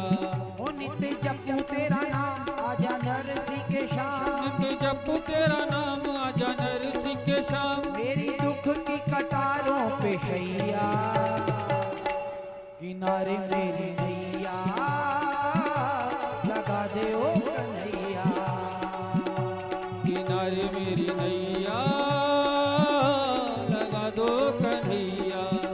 रथ हाका जैसे अर्जुन का, वैसे मेरे भी रथवान बनो, वैसे मेरे भी रथवान बनो, वैसे मेरे भी रथवान बनो। हर जहर अमृत बन जाए, ऐसे दया निधान बनो। प्रभु ऐसे दया निधान बनो। वो तेरे होते हो गोपाल क्यों मुसीबतों के जाल, तेरे होते हो गोपाल क्यों मुसीबतों के जाल, तेरे होते हो गोपाल क्यों मुसीबतों के जाल। मेरी दुख की कटारों पे शैया, किनारे मेरी नैया लगा दे ओ कन्हैया, किनारे मेरी नैया लगा दो कन्हैया। चलता जा रहा है और नाव पहुंची, द्वारिका उतार दिया। बहुत बड़ा द्वार है नगर का। जैसी प्रविष्ट हुए, चौड़े चौड़े दरवाजे, बड़े बड़े बाग बगीचे, साधन संपन्न लोग घूम रहे हैं, सुंदर सुंदर वस्त्र आभूषण धारण करके। और द्वारिका में हक्का बक्का बेचारा आंखें फाड़, एक मैली कुचैली धोती, पैरों में कंटक टूट गए और जा रहा है बड़ा कष्ट पाता हुआ। पूछता लोगों से, भैया द्वारकाधीश को महल कहाँ है? लोग कहते पंडित जी सीधे चले जाओ, बड़ा द्वार आएगा, वही द्वारकाधीश का महल। और जब द्वार तक पहुंचा ना, तो वहां देखा दो संडे मुस्टंडे लंबे तगड़े पहरेदार खड़े। देख रहे हैं कितनी ताकतवर है ये। देखो आप ऊपर का खोल मत देखो, जरा किसी को छेड़ के देखना फिर पता लगेगा। हाँ, ये जितने धरती से ऊपर खड़े दिख रहे हैं ना आपको, उतने नीचे और हैं, अभी पूरे प्रकट नहीं है। तो सुदामा जी बेचारे कहने लगे, भैया द्वारकाधीश को घर यही है? द्वारपाल बोला, हाँ यही है। किससे मिलना है? कि जाए के बिनते हो कह दो, उनके बचपन के मित्र आए हैं सुदामा जी, बड़ी दूर से आए हैं, जल्दी आ जाए, बहुत थका हुआ हूँ। द्वारपाल बोला, दोबारा बोल, क्या बोल रहा है? कि बिनते कहो बचपन के मित्र आए हैं भैया, बड़ी दूर से आए हैं, भूखे प्यासे हैं, आके देख ले, हमारा खबर, हमारा संदेशा पहुंचा दो। द्वारपालों से कहने सुदामा लगे, द्वारपालों से कहने सुदामा लगे, शाम से कह दो बचपन का यार आ गया। द्वारपालों से कहने सुदामा लगे, द्वारपालों से कहने सुदामा लगे, शाम से कह दो बचपन का यार आ गया। द्वारपालों से कहने सुदामा लगे। द्वार पर है खड़ा और जिद पर है अड़ा, द्वार पर है खड़ा और जिद पर अड़ा, शाम से कह दो बचपन का यार आ गया। द्वारपालों से कहने सुदामा लगे। जाओ भाई कह दो।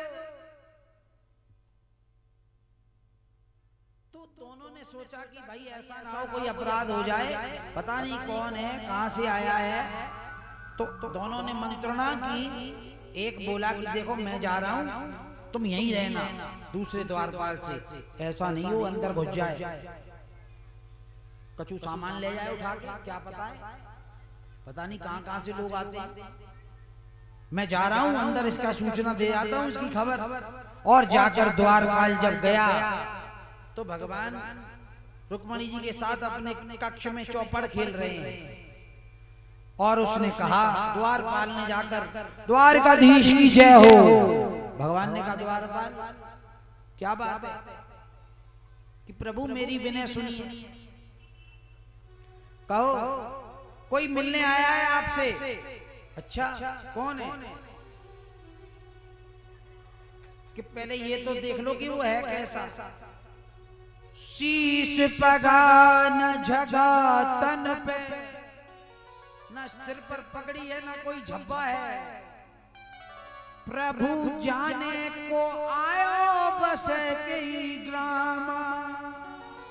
हमारी हालत ऐसी है, धोती फटी सी लटी दुपटी, अरुपाए उपानहु की नहीं साम। उसके दुख की कोई सीमा नहीं है भगवान, एक फटी लटी दुपटी धोती पहने हुए। द्वार खड़ो दिज दुर्बल, एक दुर्बल ब्राह्मण खड़ा है, रयो चकी सो वसुधा अविराम। ऐसा चकित होकर देख रहा है चारों तरफ जैसे कहां आया है। और पूछत दीन दयाल को धाम, आपके घर का पता पूछ रहा है भगवान, और बतावत आपनो नाम सुदामा। कोई सुदामा आया है ब्रिज से। भगवान द्वारकाधीश ने जैसे ही सुना सुदामा, और दौड़ पड़े भगवान, सुदामा सुदामा सुदामा कहकर द्वार पर आकर गले से लगा लिया। बोलिए द्वारिकाधीश की जय।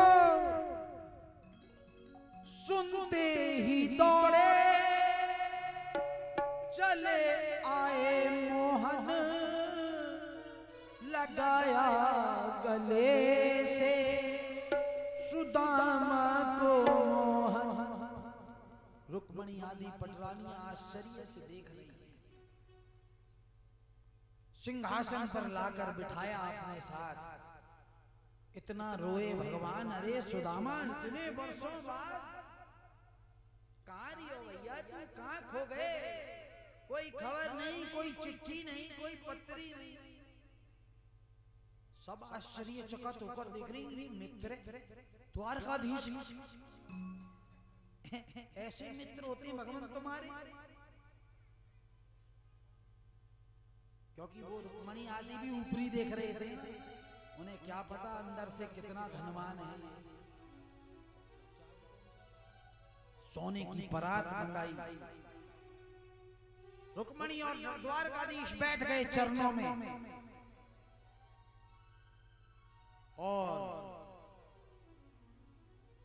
जल मंगाया गया। लेकिन क्या हुआ वहां?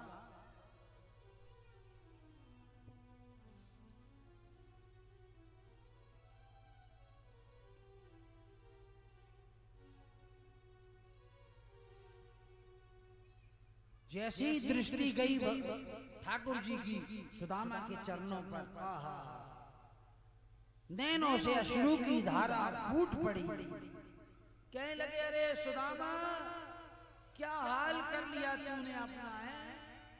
कैसे भी हाल विबाइन सो, भय कंटक जाल पड़े पग जोए। इतने कांटे टूट गए तेरे पैर में घुस घुस कर। हाय महादुख पायो सखा, कैसे लंगड़ाता हुआ दर्द का मारा तू यहाँ तक पहुंच गया।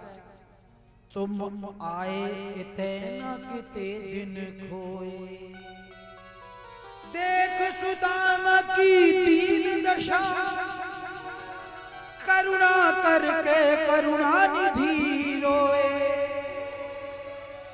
पानी परात को हाथ छुआ नहीं, पानी को तो हाथ भी नहीं लगाया, जल को इतना रोए द्वारकाधीश कि पूरे चरण भीग गए सुदामा के। नैनन के जल सो पग धोए, चरण आंसुओं से शाम ने धुलाए। अरे ना घबराओ प्यारे जरा तुम सुदामा, अब मत घबराओ सुदामा। उसके बाद कहते हैं बिठाया अपने सिंहासन पर, बड़ी सुंदर सुंदर वस्त्र पहनाए, 56 भोग व्यंजन मिष्ठान उसके खाने के लिए। सुदामा जी बड़े खुश हैं। चलो कम से कम पहचान तो गए, लेकिन वो चावल की पोटली नहीं छोड़ते, वो यही दबा रखा। नहाते वक्त, खाते वक्त, कपड़े पहनते, लेकिन उसको नहीं छोड़ रही। अब शर्म आ रही है भाई, इतना बड़ा महल और ये द्वारका के, अब मैं 2 मुट्ठी चावल खा दूं। जब शयन करने के लिए कक्ष में गए ना, पलंग पर सोए, कोई पटरानी पंखा जल रही है, कोई जल सेवा कर रही है, रुक्मणी और ठाकुर जी चरण दबा रहे हैं। सुदामा जी मौज? हाँ लाला तेरी कृपा से आनंद है। रो बाल बच्चे कैसे हैं? ठीक है, कोई तकलीफ नहीं, बस तेरी कृपा है। सुदामा जी कहने लगे, भगवान ते तेने ब्याह करो। ये कौन है? रुक्मणी की तरफ देखकर, बड़ी सुंदर है। भगवान कहने लगे, तेरी भाभी है। अच्छा, औरों की तरफ देखा, ये कौन है? अरे सुदामा ये भी तेरी भाभी। सुदामा कहने लगा, ये क्या? और वो जो बाहर डोल नहीं कहाँ है महल में, वो सब तेरी भाभी है। शब्द नहीं थे सुदामा के पास कुछ कहने के। कहने लगे कि कोई चिट्ठी पत्री, कोई कार्ड भी ना भेजो, ब्याह कर लियो तेने। ठाकुर जी कहने लगे, बस है गए हो जैसे तैसे करके, पूरी कहानी सुनाऊंगा बाद में। हरण करके लाया हूं, बचपन से लोगों मैया के पीछे ब्याह करा दे, ब्याह करा दे, कोई ने अपनी छोरी ना दई मोकू। फिर का कर भगा अच्छा, इस शब्द में भी फर्क है। भगा नहीं, उठा लाया। क्या कर? अब भगवान कहने लगे, क्यों भाई सुदामा, तू इतनी दूर से आया हो, तू खाली हाथ ही आ गए हो? कछु उपहार, कोई गिफ्ट वगैरह कुछ नहीं? अब बेचारा, अब भगवान कहने लगे, देख मैं काफी देर से देख रहा हूँ, तू यहाँ कछु दबाए है, या निकालना बात। नहीं, अरे निकाल नहीं। भगवान ने उसको बलात् खींच लिया। तेरे बचपन की आदत गई नहीं है। और खोल कर देखने लगे। अब सुदामा जी बेचारे सिर झुकाए देख रहे हैं, ऊपर देख रहे हैं। भगवान ने देखा चावल, एक एक तंदुल में एक एक दुख उसका, दरिद्रता उसकी, कष्ट उसके। द्वारकाधीश को पूरी सब कुछ दिखाई दे। और भगवान भी साथ एक मुट्ठी भरी चावल की उसका पान किया, एक लोक की संपदा सुदामा को दे दे।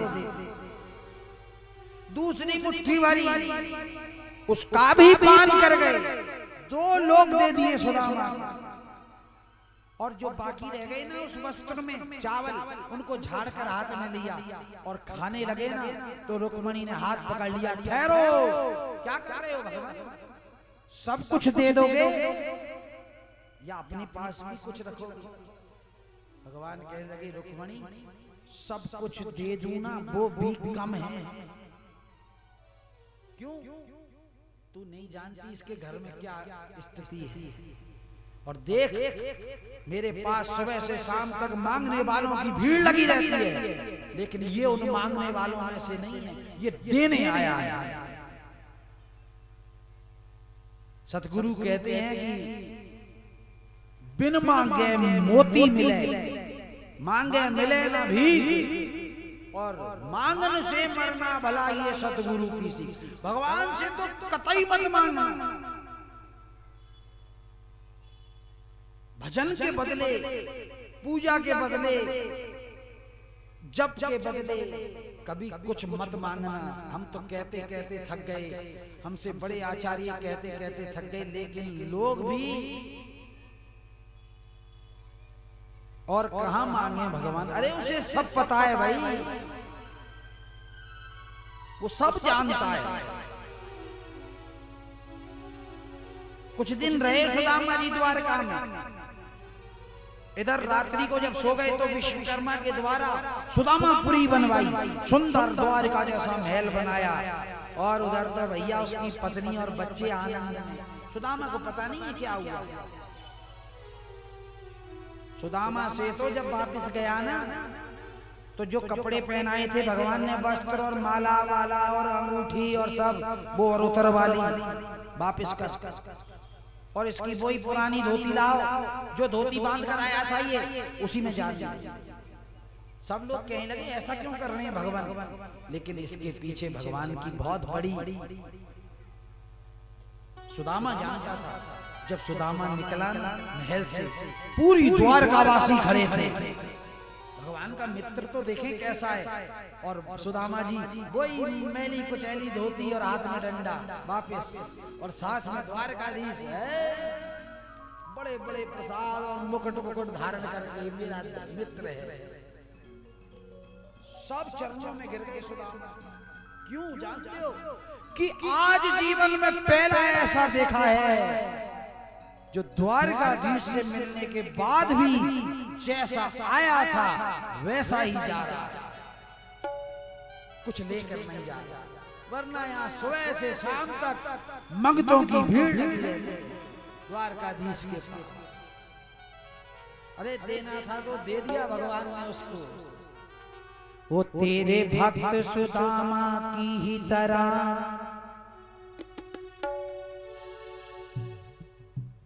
हम भी हैं गमों से चूर बड़े, हम भी हैं गमों से चूर बड़े।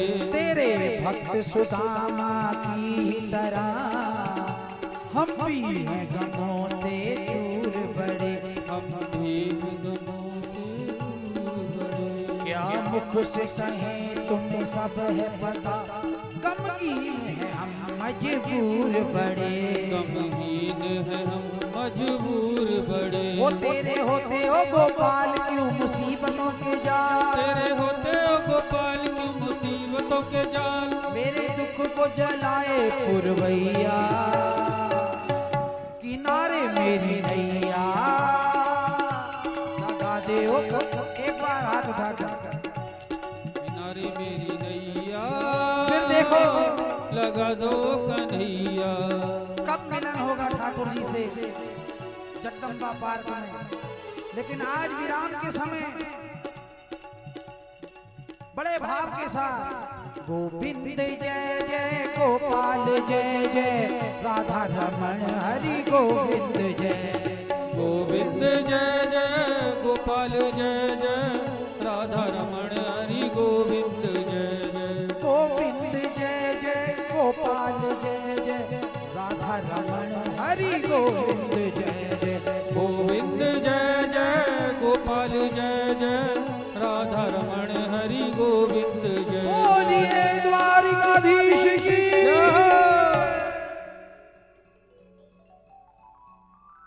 सुदामा पर कृपा हुई, ठाकुर जी वैसे ही हम सब पर भी कृपा करें, लेकिन वो तब हुई जब हम देने वाले बनकर जा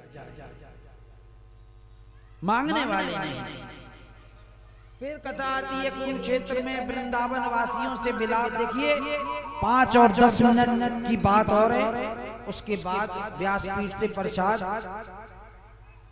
मैं आपको सूचना दे दूं, कल 11 बजे हवन होगा, आप सभी उसमें आमंत्रित हैं, आना है सबसे। हवन में आप सभी समय से आ जाएं, क्योंकि अभी तो 1-2 बजे 3 बजे जब आपका मन आ रहा है आ रहे हो, लेकिन कल थोड़ी कृपा करना ताकि पूर्ण हो जाए ये यज्ञ। हमारी पुरोहित मैया ने जो ये इनके यजमानत में हुआ है, तो आप सभी, मैं तो ये चाहूंगा भाई वो पुराना वाला प्रेम फिर से ले आओ, अपने अंदर मिलजुल के रहो, आनंद से रहो। और ऐसे आयोजन समय समय पर 2 महीना 6 महीना में चलते रहें, ठाकुर जी को बुलाते रहो। हमें तुमसे कोई पैसा वैसा नहीं चाहिए, सब इंतजाम हो जाते हैं जहां हम सब इकट्ठे हो जाएं ना, तो फिर ये तो बहुत छोटी चीज है। असली चीज है आपका मन, आपका भाव, आपकी भक्ति। बाकी क्या नहीं हो सकता, यूं तो अपन टेका बापर नहीं करते, सब हो जाते हैं इंतजाम, टेंट भी लग जाता है, माइक भी आ जाता है, ब्राह्मण भी आ जाते हैं, कथा भी हो जाती है। तो थोड़ी संकीर्ण जो हो जाते हो, दुनियादारी में इतने लोभी से सिकुड़ जाते हो, ऐसा मत रहो, खुल के रहो, सबसे बोलो प्रेम से। कभी भी मिल जाओ, कथा के बाद भी मुस्कुराकर राधे राधे राधे राधे मिलते रहना। कभी कोई किसी के पास 10 मिनट आ गया, कभी कोई कॉलोनी में किसी के पास, इससे प्रेम बना रहता है। ये नहीं घरों में घुसे रहते हैं, षड्यंत्र और योजनाएं लगाए रहते हैं, इससे क्या हो जाएगा भैया, पता नहीं कब समय आ जाए। आनंद ले लो इस जीवन का प्रेम से। दूसरी बात यह है कि कोई सामूहिक भी भागवत यज्ञ करवाना चाहे या व्यक्तिगत, तो वो भी हमारे ब्राह्मणों से संपर्क कर सकता है, हमसे कर सकता है। ऐसा कोई ज्यादा भार नहीं है, सब व्यवस्थाएं अपने आप हो जाती हैं। ऐसा अगर शुभ संकल्प मन में उठ रहा हो तो उसको दबने मत देना, खेल जाना खेल को, सब ठाकुर जी नैया पार लगा देगा। मैया संग कौन है, अकेले एक हमारे चामुंडा प्रसाद है, किसी कारणवश बेटियां भी नहीं आ पाई, कोई गृह कार्य भैया वो तो पढ़ाई हो गई है, कन्यादान कर दिया, तो उनसे क्या आस रखना। लेकिन फिर भी देखो कल 11 बजे हवन प्रारंभ हो जाएगा। आप में भी जो जोड़े से बैठना चाहें वो हवन में बैठ सकते हैं, क्योंकि ये बड़ा पवित्र मास है और पूरा ही आयोजन पवित्र दिनों में चला है। और विराम भी ऐसे दिव्य पवित्र एकादशी को, देवउठनी एकादशी को ठाकुर जी को उठाकर जा रहे हैं हम, तो ये उठे ही रहने देना, कहीं सुला मत देना। फिर कभी आए हम यहाँ पर तो फिर से उठाना पड़े, ठीक है। इनको अब उठाओ और इनके संग खूब खेलो, कभी संयोग में कभी वियोग में, लेकिन इन धाराओं को अपने अंदर से विलीन मत होने देना। बस यही भाव है हमारा। बिल्कुल अपना समझकर आप हमसे संपर्क कर सकते हैं, बाकी आश्रम पर आ सकते हैं।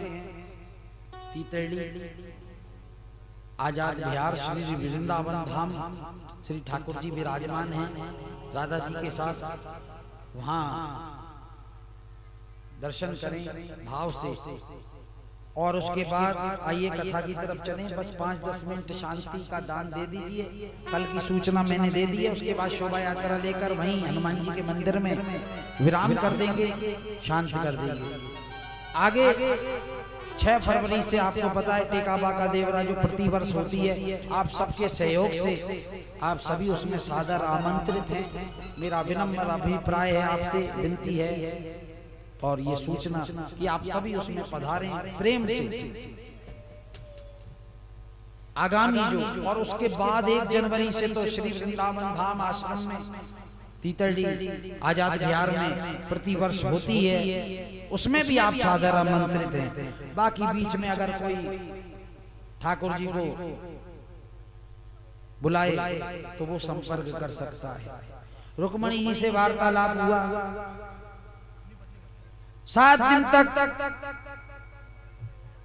सुखदेव मुनि के मुख से भागवत की कथा सुनकर परीक्षित का संपूर्ण अज्ञान जाता रहा। और कहते हैं उन्होंने सुखदेव जी का विधिवत पूजन किया, चरणार बिंदों को पकड़कर हाथ जोड़कर इस प्रकार बोले, हे भगवान, आपने मेरे समस्त शोक और संदेह को नष्ट करके मेरा उद्धार किया है। अतः आप परम दयालु महात्मा और परमार्थी संत जन अज्ञानी मनुष्य को ज्ञान रूपी नौका के द्वारे अपार भवसागर से पार कर देते हो।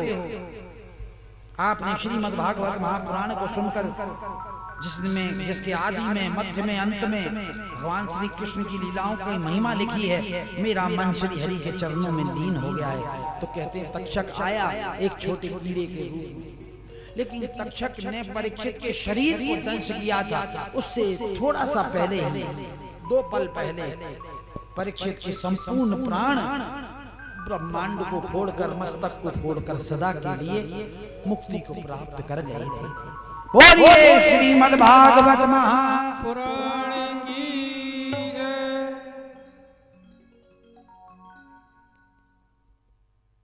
देखिए, इस पुराण को पढ़ने से हमारा आपका इस कलयुग में सभी का कल्याण निश्चित है।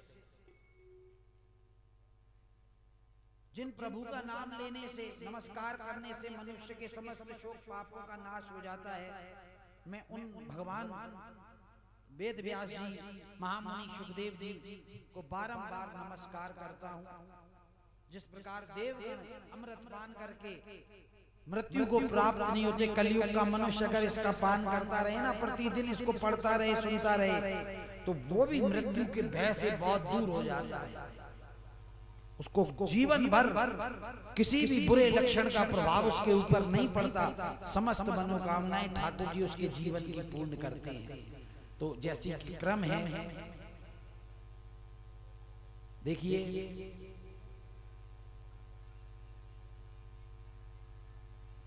कलयुग में मनुष्य देह प्राप्त करके ऐसा दुर्लभ यज्ञ निर्विघ्न पूर्ण करना, इसके पीछे 3 बातें हैं। भगवान की कृपा, पूर्ण भगवत कृपा के बिना ये चीजें संभव नहीं है। एक मेरा वक्ता बनकर भागवत जी बोलना, ये मेरा पुरुषार्थ नहीं है, ये इन्हीं की कृपा है कि मैं बोल पाया। दूसरा, इतने बड़े इस कलयुग के इतने महान यज्ञ का मुख्य यजमान बनना, जो भाग्यवान हमारे परीक्षित चामुंडा प्रसाद जी पुरोहित और उनकी माताजी श्रीमती मनु पुरोहित, मैं पूरे आपके पुरोहित परिवार को व्यासपीठ से शुभ आशीर्वाद देता हूं और ठाकुर जी के चरणों में ऐसा भाव है मेरा कि हे भगवान, ये भाव बना रहे, जीवन में इनकी जो भी मनोकामनाएं हों सबको पूर्ण करना, किसी भी प्रकार का भय, कोई विपत्ति, कोई दुख इनके जीवन में ना आए, कोई दुर्घटना ना हो, बाकी कर्मों के अनुसार तो, लेकिन फिर भी सूली की सजा सुई में निपटा देना प्रभु, अगर कुछ ऐसा हो भी जीवन में, और आपकी ठाकुर जी सभी मनोकामनाएं पूर्ण करें।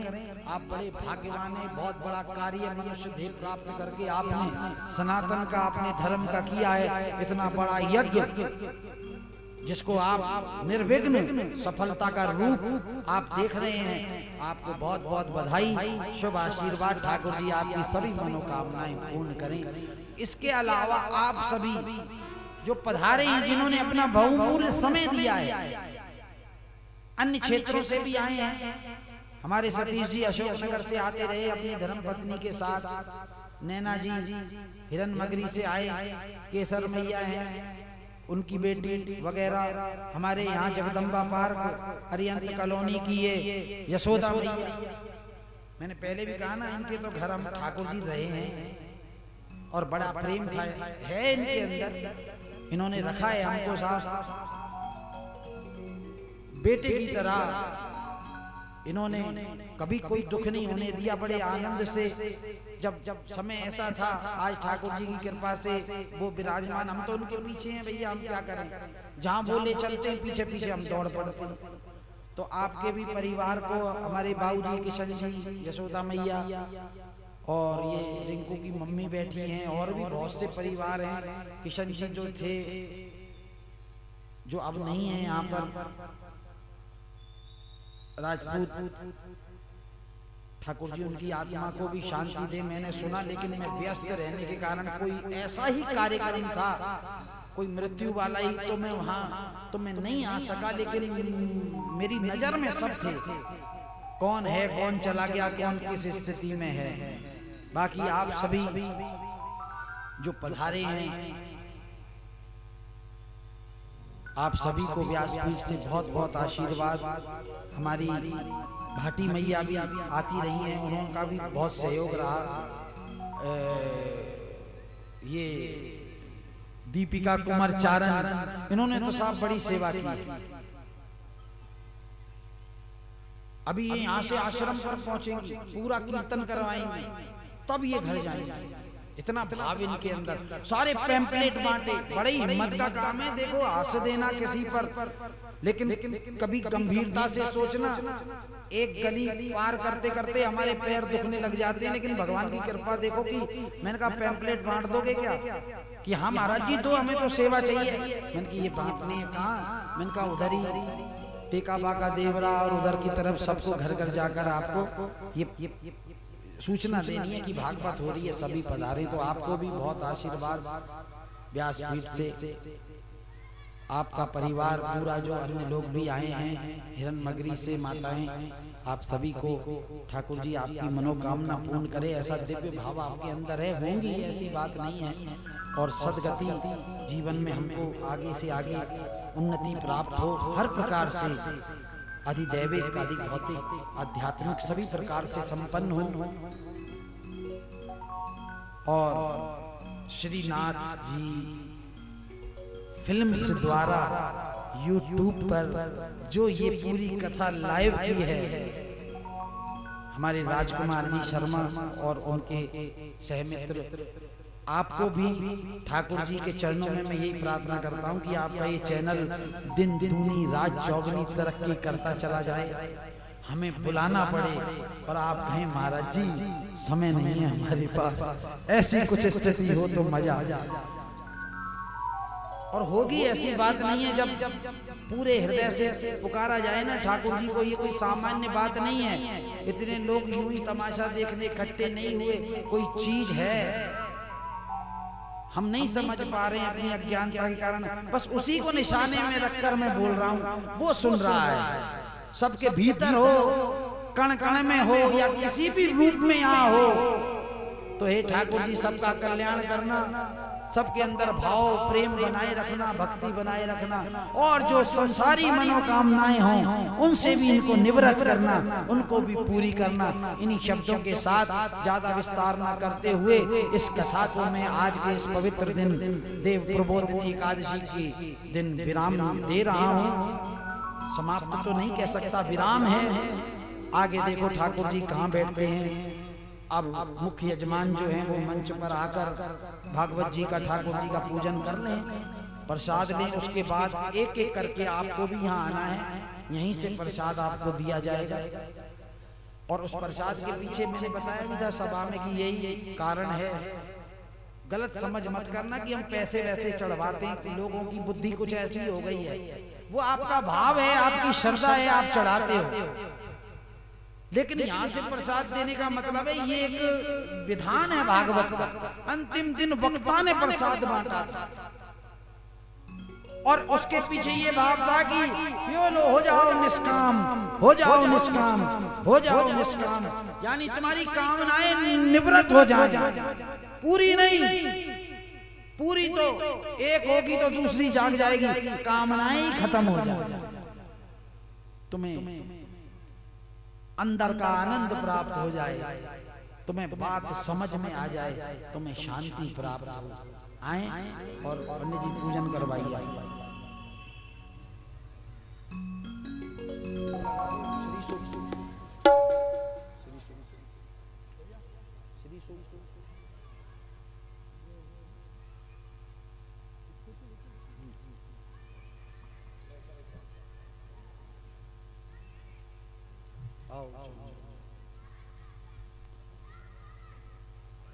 बोलिए